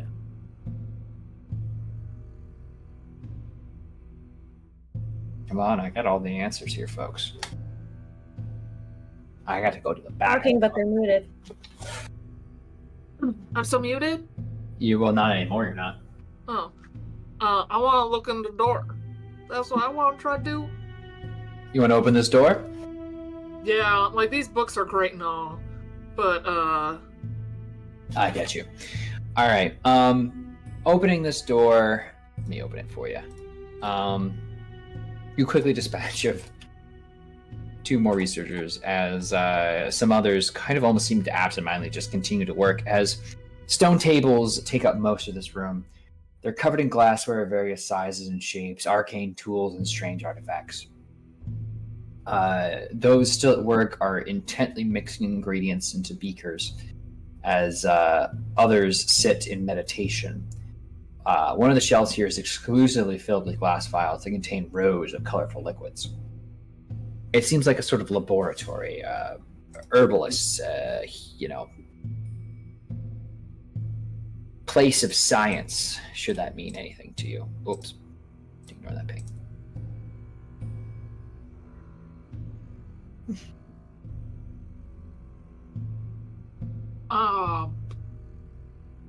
Hey, sweet baby! Can you come here real quick? Of course. And flies in.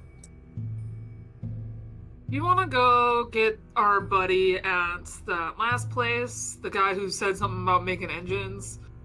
This looks like a room for someone who knows what that shit does, and I'm just gonna point at a vial of something. Like, someone who gets science and stuff. So you're going to hear from behind you. I'm going to move your NPC buddies in here, though they are not very smart. Some of them. One of them is. No potions of magic here. Mots of power. That's clairvoyance. Oh, useful. Could be, at least. Should I go grab it? You should grab everything in this room if you can. Do your arms allow it? Are you strong enough? Tell me how strong you are on a scale. On a scale of, 1 to 20? Like a 13? I'm not super strong, but I am very dexterous. I can also just summon an elk, and they can carry more things for us. Very well. If no one else wants to jump in, Steros the Jenkin will just begin identifying stuff for you to grab. And if you are ready to take notes, you gain 2 potions of clairvoyance, a potion of mind reading, a potion of superior healing, a potion of longevity, Clairvoyance. Sorry. Clairvoyance. 2 potions of clairvoyance, a potion of mind reading, a potion of superior healing, a potion of longevity, and a potion of heroism. So 1 potion of mind reading. I'm I get you. talking so This- fast. I will say this: I'll put him in the chat. we have Hell the, yeah, we have thanks, the chat. Heck. There we go. I Can't knew write someone that had. fast, guys. No, it's I'm a fine. It's simpleton. shorthand. You It's just have to write in no. shorthand. It's okay. I'm the group bag of holding in my home Hebrew, so I absolutely have to like wait till I pick my head up. So, all right. But in here, it seems mostly be scientific pursuits, bits and bobs. I will acquire as much as I can. All the useful stuff, anyway. Yeah. And if someone here has experience in alchemical tools, you could probably bring enough back to start being able to craft potions and stuff on the ship. Yeah, we'll totally grab one of those random glass container things. Just a, Distilleries. I think just a that's what they're vial. called. Yeah. Yeah. I'm just Some gonna grab beaker that and- little set and beaker and little All fork this- that all things this- can be on. All the sciencey things. Yep. Anything Okay. that looks like it could make things. Okay. I'll help with that, to just mostly because I am currently in the beginning stages of a very lucrative olive oil business. That's true. You do have the blessed olives that you do need some vials for, so you can set yourselves up with enough. You will hear a voice from behind you, actually, Calliope. A voice right in your ear. Are you finding everything okay? Turning around quickly to identify, you don't see anyone. I ask because you are coming in here and, well, trying to take everything off the walls but the nails. I'm just curious if I can help you with anything because I am also very eager to get out of here.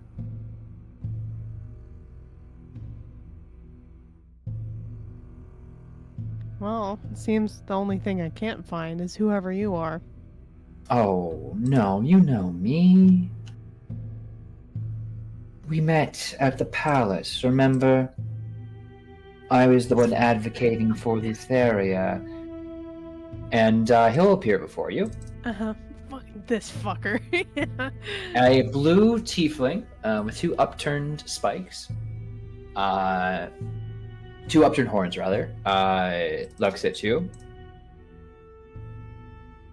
It seems like every look he has is in some way attempting to be charming. Before you try and stab me and kill me, I want to make a deal. Ah,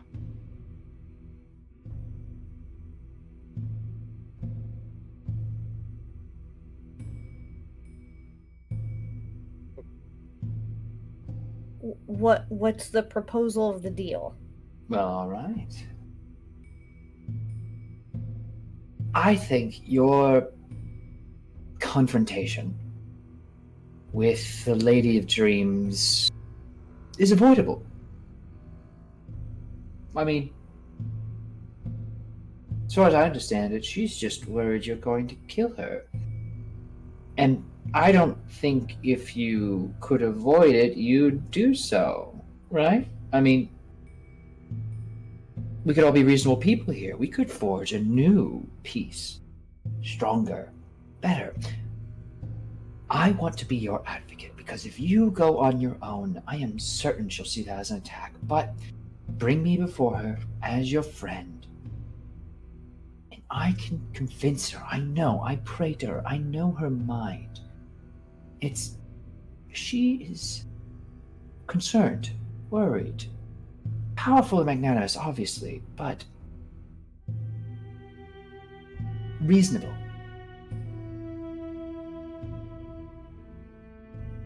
I think, with me on your side, things could work out. Plus, in the meantime, I'd be happy to assist in whatever means you need. I mean, understanding the enemy's mind sort of thing. All I ask is you don't kill me and you bring me to my lady. Well, how do you think your lady feels about us going after Sidon? The relationship between my lady and the Lord of Storms has never been one as solid as is portrayed in myths and stories. Her brother husband has been... To the outsider, yeah, that is, like, wild. You said what? Oh. Yes, I suppose I don't know you. You're new. My whole earring fell off as I yelled at it. As her brother husband has grown in years, and he's become more tempestuous than normal, more insecure. I feel he is threatened even by his lady. If the priests and warriors of this order of Sidon are to be interpreted as the will of the higher power, I am sure if Praxis were laid low, my lady would see it as a natural flux of death. Insight check. I know, Absolutely. I was thinking that as soon as he was like given the offer. You said brother husband. Yeah, I want to vibe check the shit out of this. Sure, yeah, go for it. What we getting? What we getting, folks? 25. 19. All right. He is not lying that there is conflict between Thylea and Sidon. You can tell he speaks that from his chest. You get the feeling there's a bit more to what he wants than him just advocating for you in the moment. But he does genuinely seem honest about him wanting to help you all get to Lutheria. Yeah, is that more to save his life, though? That you cannot distinguish. The difference of the roll was not so high. Fair enough. Mine was 25. I know, and that's... But Wow. I took into account you also have, like, no background. True. What the fuck is going on? You're like, what do you mean, brother husband? Falling apart over here. You can turn around and, like, grab a thing, like, I'm gonna look at everyone mythology? and like wonder who has slept with their family members here. It appears that no one is surprised by this information. It's just well known that Lutheria and Sidon are born of the same pod that we all saw. Well, everyone but you really saw on the island. You already knew they were related. The rest of the party, again, not you, and that they are married, but it's tempestuous, to say the least, about any fair Sidon is. Yeah, it's a little gross. It's a little Very weird Greek. here. Defense is going to kind of like pipe up. So, say we help you get to your lady. What's going to guarantee us safely being able to leave her? Leaving, I imagine, would be difficult, but you all seem charismatic people. You convinced the king to listen to the gods. Saved the city. Just by what my lady told me to suggest. I mean, most importantly of all, I do have this, and he holds a gear. It appears intricately made, and even looking at it, you see the inner carvings and such, almost that it slots in and meant to like work amongst and within your Antikythera device. I assume you're going to be wanting this. I'd be happy to give you this as, well, I have some spells in my repertoire, but I've left my spell book in the other room. It's yours to keep. I'm your prisoner, confidant. I don't need to go and be put in any risky situations, should you not wish it to be so.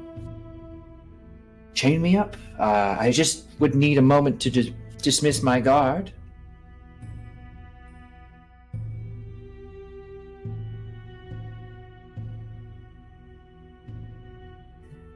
Sorry, keep- What guard? Oh, okay, yes. All right, let's Same get brain. this. Let's get this out of the way. Yes, chip. And the door will open, and you go slowly. A strange creature, bug-like in appearance, will emerge. If anyone wants to make me an Arcana check, you can to identify Why this not? creature.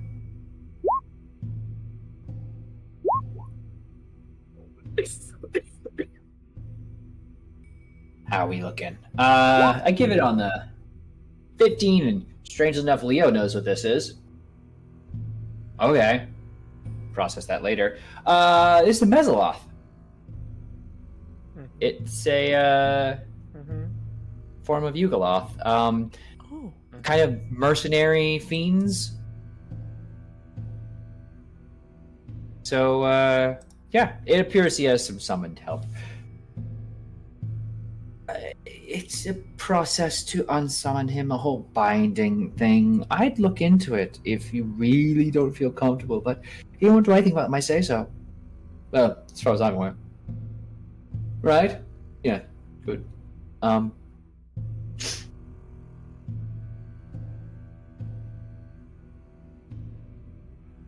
But basically, it's a human-sized insect creature covered in dense chitinous plates.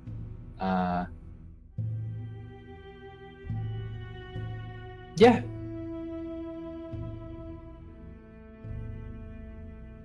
Take what you want from here. But I ask for my life and to be allowed onto your ship to advocate for you when you are before my lady.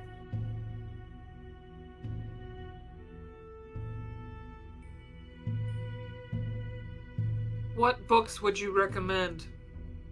Well, we have a number of tomes. I think we have a captive spellcaster of some sort. I remember one of my people bringing a spell tome of theirs in, though he points towards the door over here. I don't know if we made any head or tails on that. Quite encrypted. The old one, not the young one. We've tried to pry information out of him, but trying to get in line for any information from him is quite the effort, given Gaius's attempts at... Well, anyway.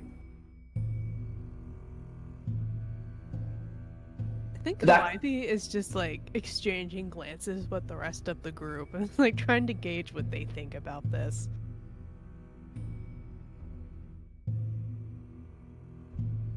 The vibe you're getting from me is sure. Yep, everything checks out. I don't know who this goddess is, but we can stop there if we need to. Is where she's at. Oh, in hell. Yeah. In the Nether Sea. Probably right. But basically hell. Defera is also pretty indifferent, but there's like a level of anxiety to it. She's just going to look probably over at Calliope and go, didn't we need to hit that other island first? Or are we just gonna race this guy back to where he wants to go? And now she's kind of like also looking to the group for some sort of input, because I think there was like another place we were trying to go to. That's Oh, why but- we needed this part. That By- that was why we were coming to it exactly, right?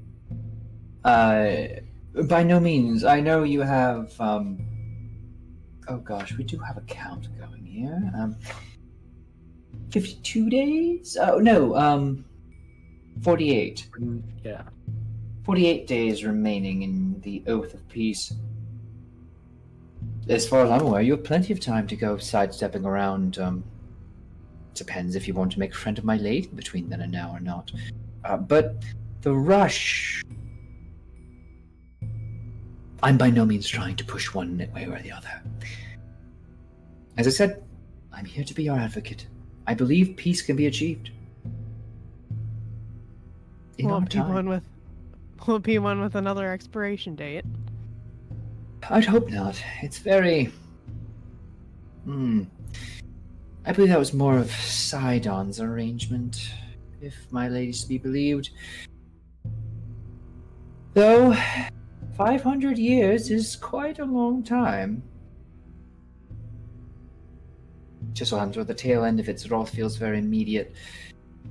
Always does at the end. That being said, I'd leave the details to you and my lady, and be happy to speak on your behalf to your incredible qualities.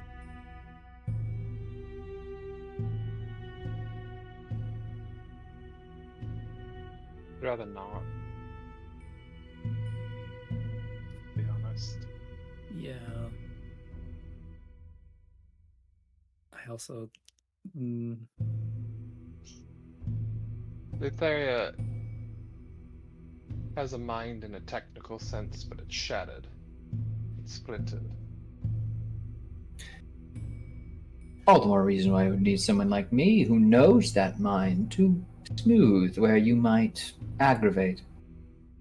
You literally can't know her mind. It's so jumbled and scattered.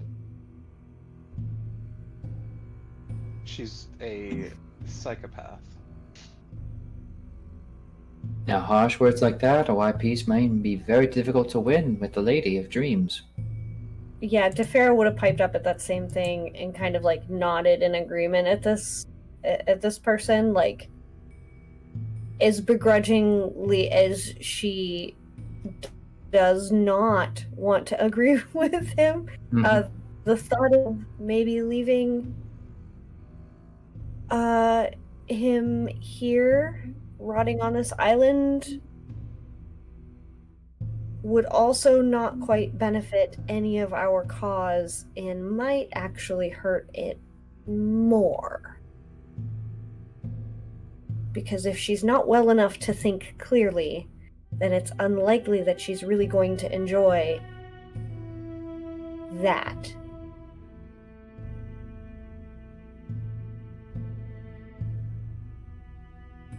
I simply ask for a decision.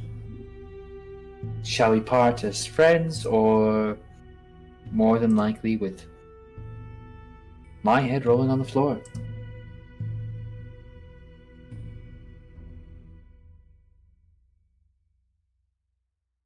To be fair, the guys we fought like up to this point didn't like this dude.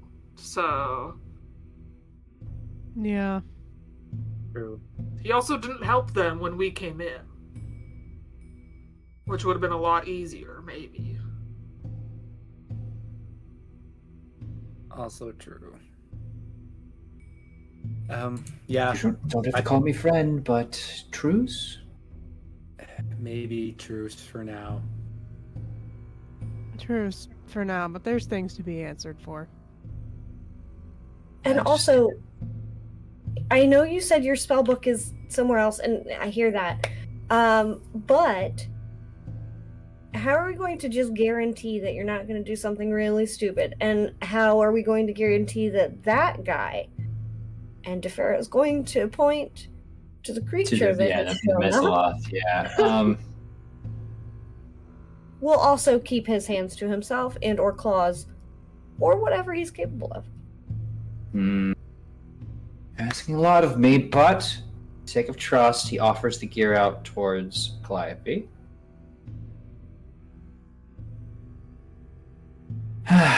Right, he seems to kind of wave his hands before him, and a contract comes up, and he, again, with a series of hand motions, it seems to dissipate, and at the same time,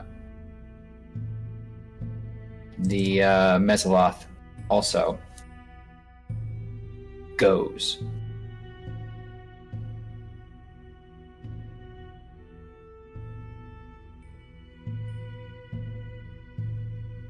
Sufficient.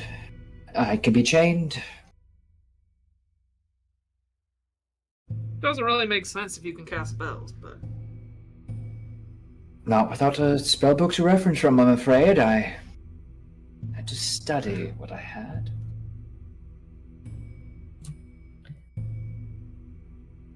Above the Defair's- table. Oh, Yeah. Yeah, Defair's just gonna turn to Eliana and suggest that maybe you take the spellbook if anything crazy happens. You can just, light it on fire or whatever, I don't know.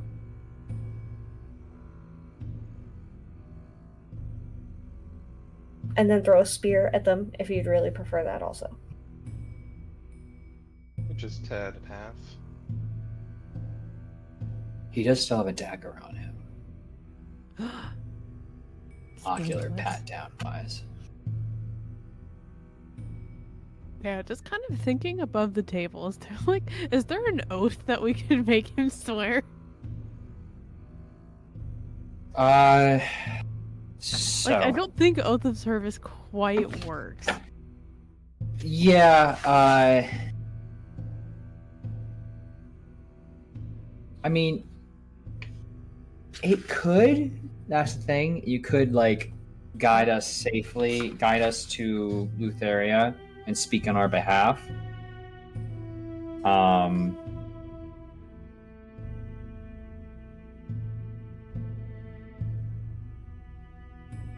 But it could also be an oath of protection, I suppose.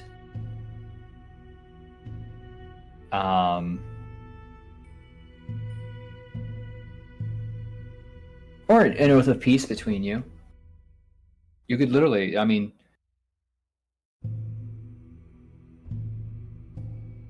you are powerful people. You could demand he answer an oath of peace and not commit harm against your party.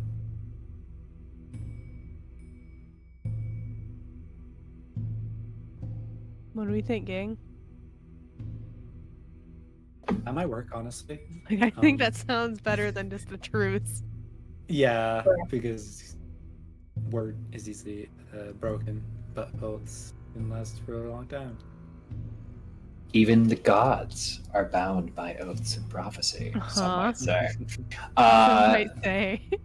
Okay, so you demand him to make an oath of peace with you all. He goes through easily. You go through a small ceremony, and for the first time, I suppose, for Borghild seeing this, it is kind of a very intricate affair of swearing oaths and pledging protection to one, not protection, but rather that no harm shall be done unto you as long as it's within my power. So long as you honor this, I shall do no harm unto you, kind of thing. The actual oath of peace that this game has kind of encompassed around was much more intricate and long and binding. It was a whole text that Damon carried back from the battle, but here it's still involves a kind of blood and handshake and honoring and swearing and candles, and it goes off. There's no particular feeling to an oath occurring. It's just a law of the world now that Chandris, the arcane master of the Isle of Yonder, has sworn himself to do you all no harm. If either of you shall break this pact, they will be known as Oathbreaker, which is not good. But there comes a matter of cleaning things up here. So, did y'all loot the place? Yeah. yes, plunder, please. All right. So, the dagger he had on him, would you like to have it? Or is he allowed to keep it? I think we'd let him keep it. If he Okay. hurts us, then, or it gives him temptation. All right. I like how you think. All right, I like it. In one room, you do find so in the room Borg killed you right next to, there seems to be about a bunch of bunk beds here. You do find a spell book on a desk, or at least some properly arcane-looking tome with several dozen notes around it, indicating that they can't make any sense of any of the inscriptions, and insisting that they're moving. I will pass that off to Eliana, because that's who we're putting in charge of spellbooks, according to what I have just learned. And in the other room, as if anyone's going into this room over here. Sure. Yeah. So this is a much more lavish quarters with some plants and everything, as well as a small pool of water here by this imagery of Thylea.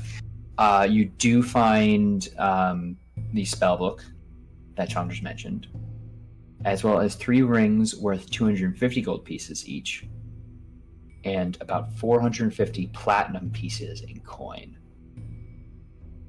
Good lord. Question: Do you look at the bowl there of water? See, heck, the player wants to say no, but I feel like Calliope probably would have, not really thinking about it. Mm-hmm. You see a kind of fox man looking thing looking back at you. Oh, a new face. How interesting, how interesting. Say, you wouldn't be interested. I love the concerned Tony noises. I know what it is. I say, you wouldn't be interested in some information about the Nether Sea, would you? I can provide it. I know a lot about the Nether Sea. It's quite a fascinating place. But I would need something from you. A small matter. This is a lot to say to someone you just met. Who are you and why are you in a bowl of water? Who I am does not matter. What I am in a bowl of water is that I'm a reflection. I am having a communique. You notice that this fox creature is not moving its lips as it's talking to you. It's gesticulating and moving as if it's speaking to you, but it's all in your head.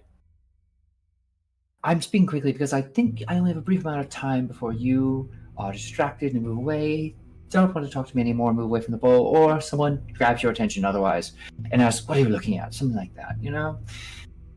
But I really think we should talk. Because I know quite a bit. And that's all you really need to worry about. And I'm all sure I'm you do, but I've made a lot of deals today, and I feel like I should You've made stop while one the getting deal is good. today. You've made one deal today, and that's Are you hardly- watching me? I just know a lot of things. That's why I'm I just offering know a you. lot Look, of things. let me put the deal out there right there before you go off in a huff, or worse yet, splash the water. I mean, ooh, that might be bad for both of us. Point being, I have information on the Nether Sea, which I think you want to go to. All I need from you is an oath to do me a favor when the time comes. That is something that has just so much wiggle room in it. No, simple oath of service. I believe that's No, fairly I don't pretty think it's quo that simple. quo in your world, but I if you're really worried, don't think it's that simple. oh, how disappointing. I could even translate that letter on the desk over there for you. Any motions, and you turn around, and on Chandra suggests there is in fact, a letter there.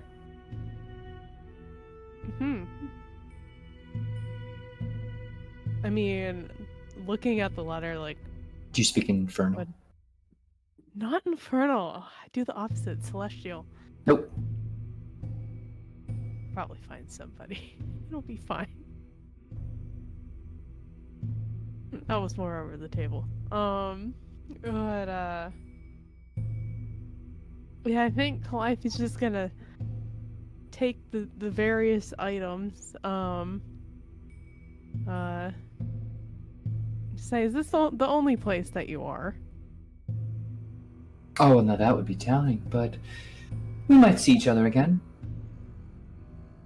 Well, Or- hopefully we do. Tricky, but I'm sure it'll be great upon our reunion. Anyway, if you're stepping away, the messaging into your brain will stop. So, seems like a pretty good haul. Are you trying to bring all the books back, or just a few of the select good ones, or any interest in bringing this collection of history with you before the survivors of your attack potentially use them for firewood when you leave them on this island? Yeah, we can take what we can. I was like, if we can get all of it, but it feels like that sounds like a whole endeavor. You can get back to the ship and start figuring out a crew to get stuff from here. Okay. But, alright, just want to know, because with that in mind, gaining a new party member? Multiple party members at this point. Yeah. And beginning to make your way out the library, I think now would be a great time to call our session to a close. As you've all gone through so much. So, that is where we're going to call it for tonight. Thank you all so much for joining us. We're pre-recording this, as this is part of our media blackout for Gaza, as well as the ongoing conflicts across all of the Middle East there. It's just, the world gets scary. But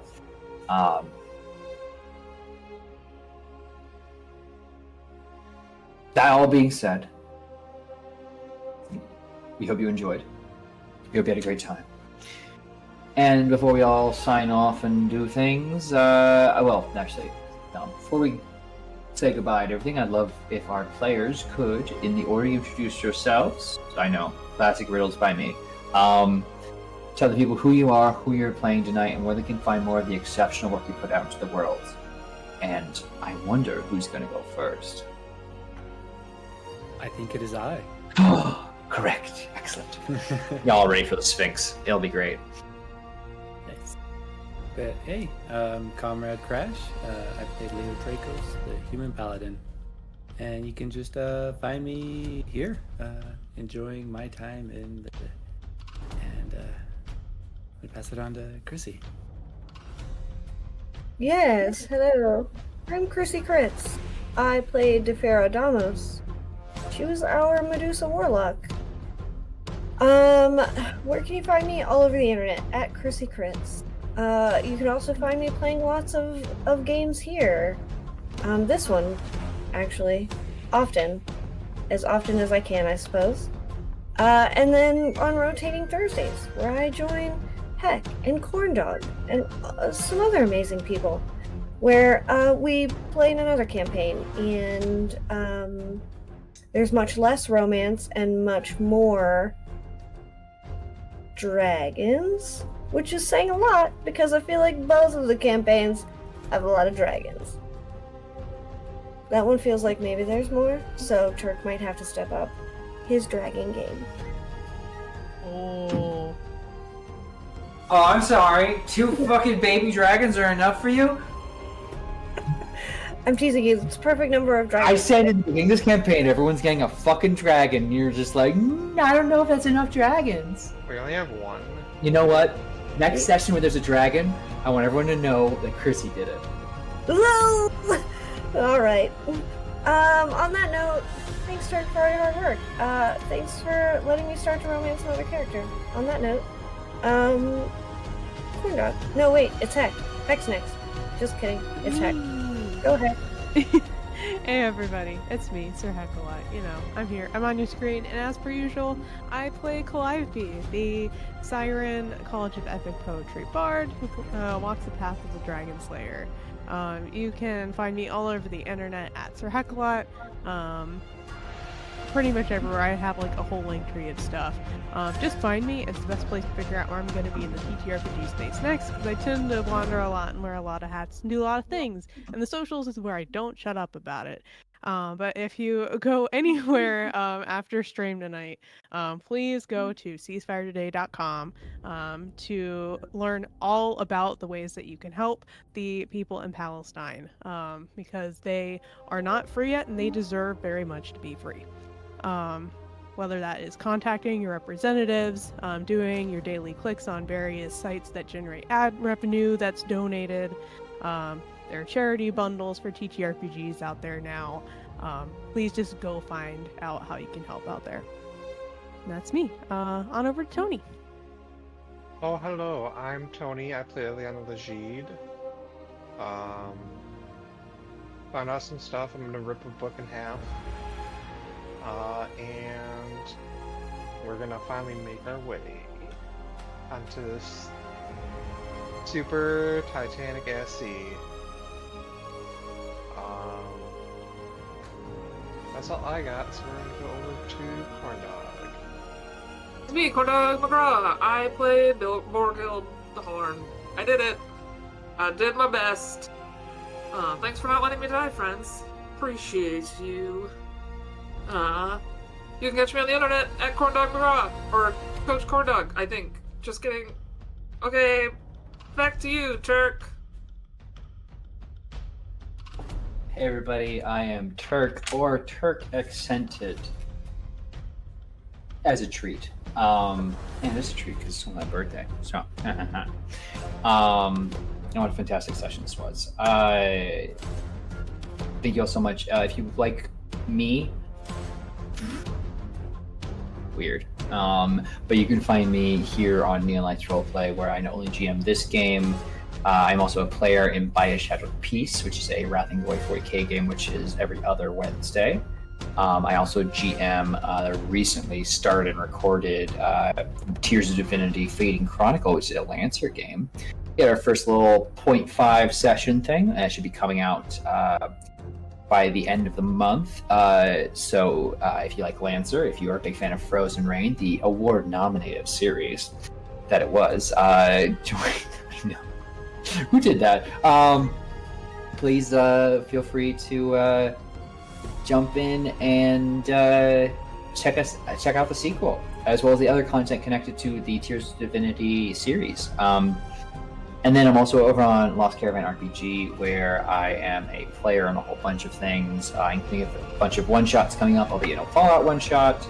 I was in a Lancer one-shot this last weekend, which was a good time, except for when I was constantly dying. And I'm also a part of a it's a Cypher campaign. It used to be a Nova campaign. We're still calling it Nova.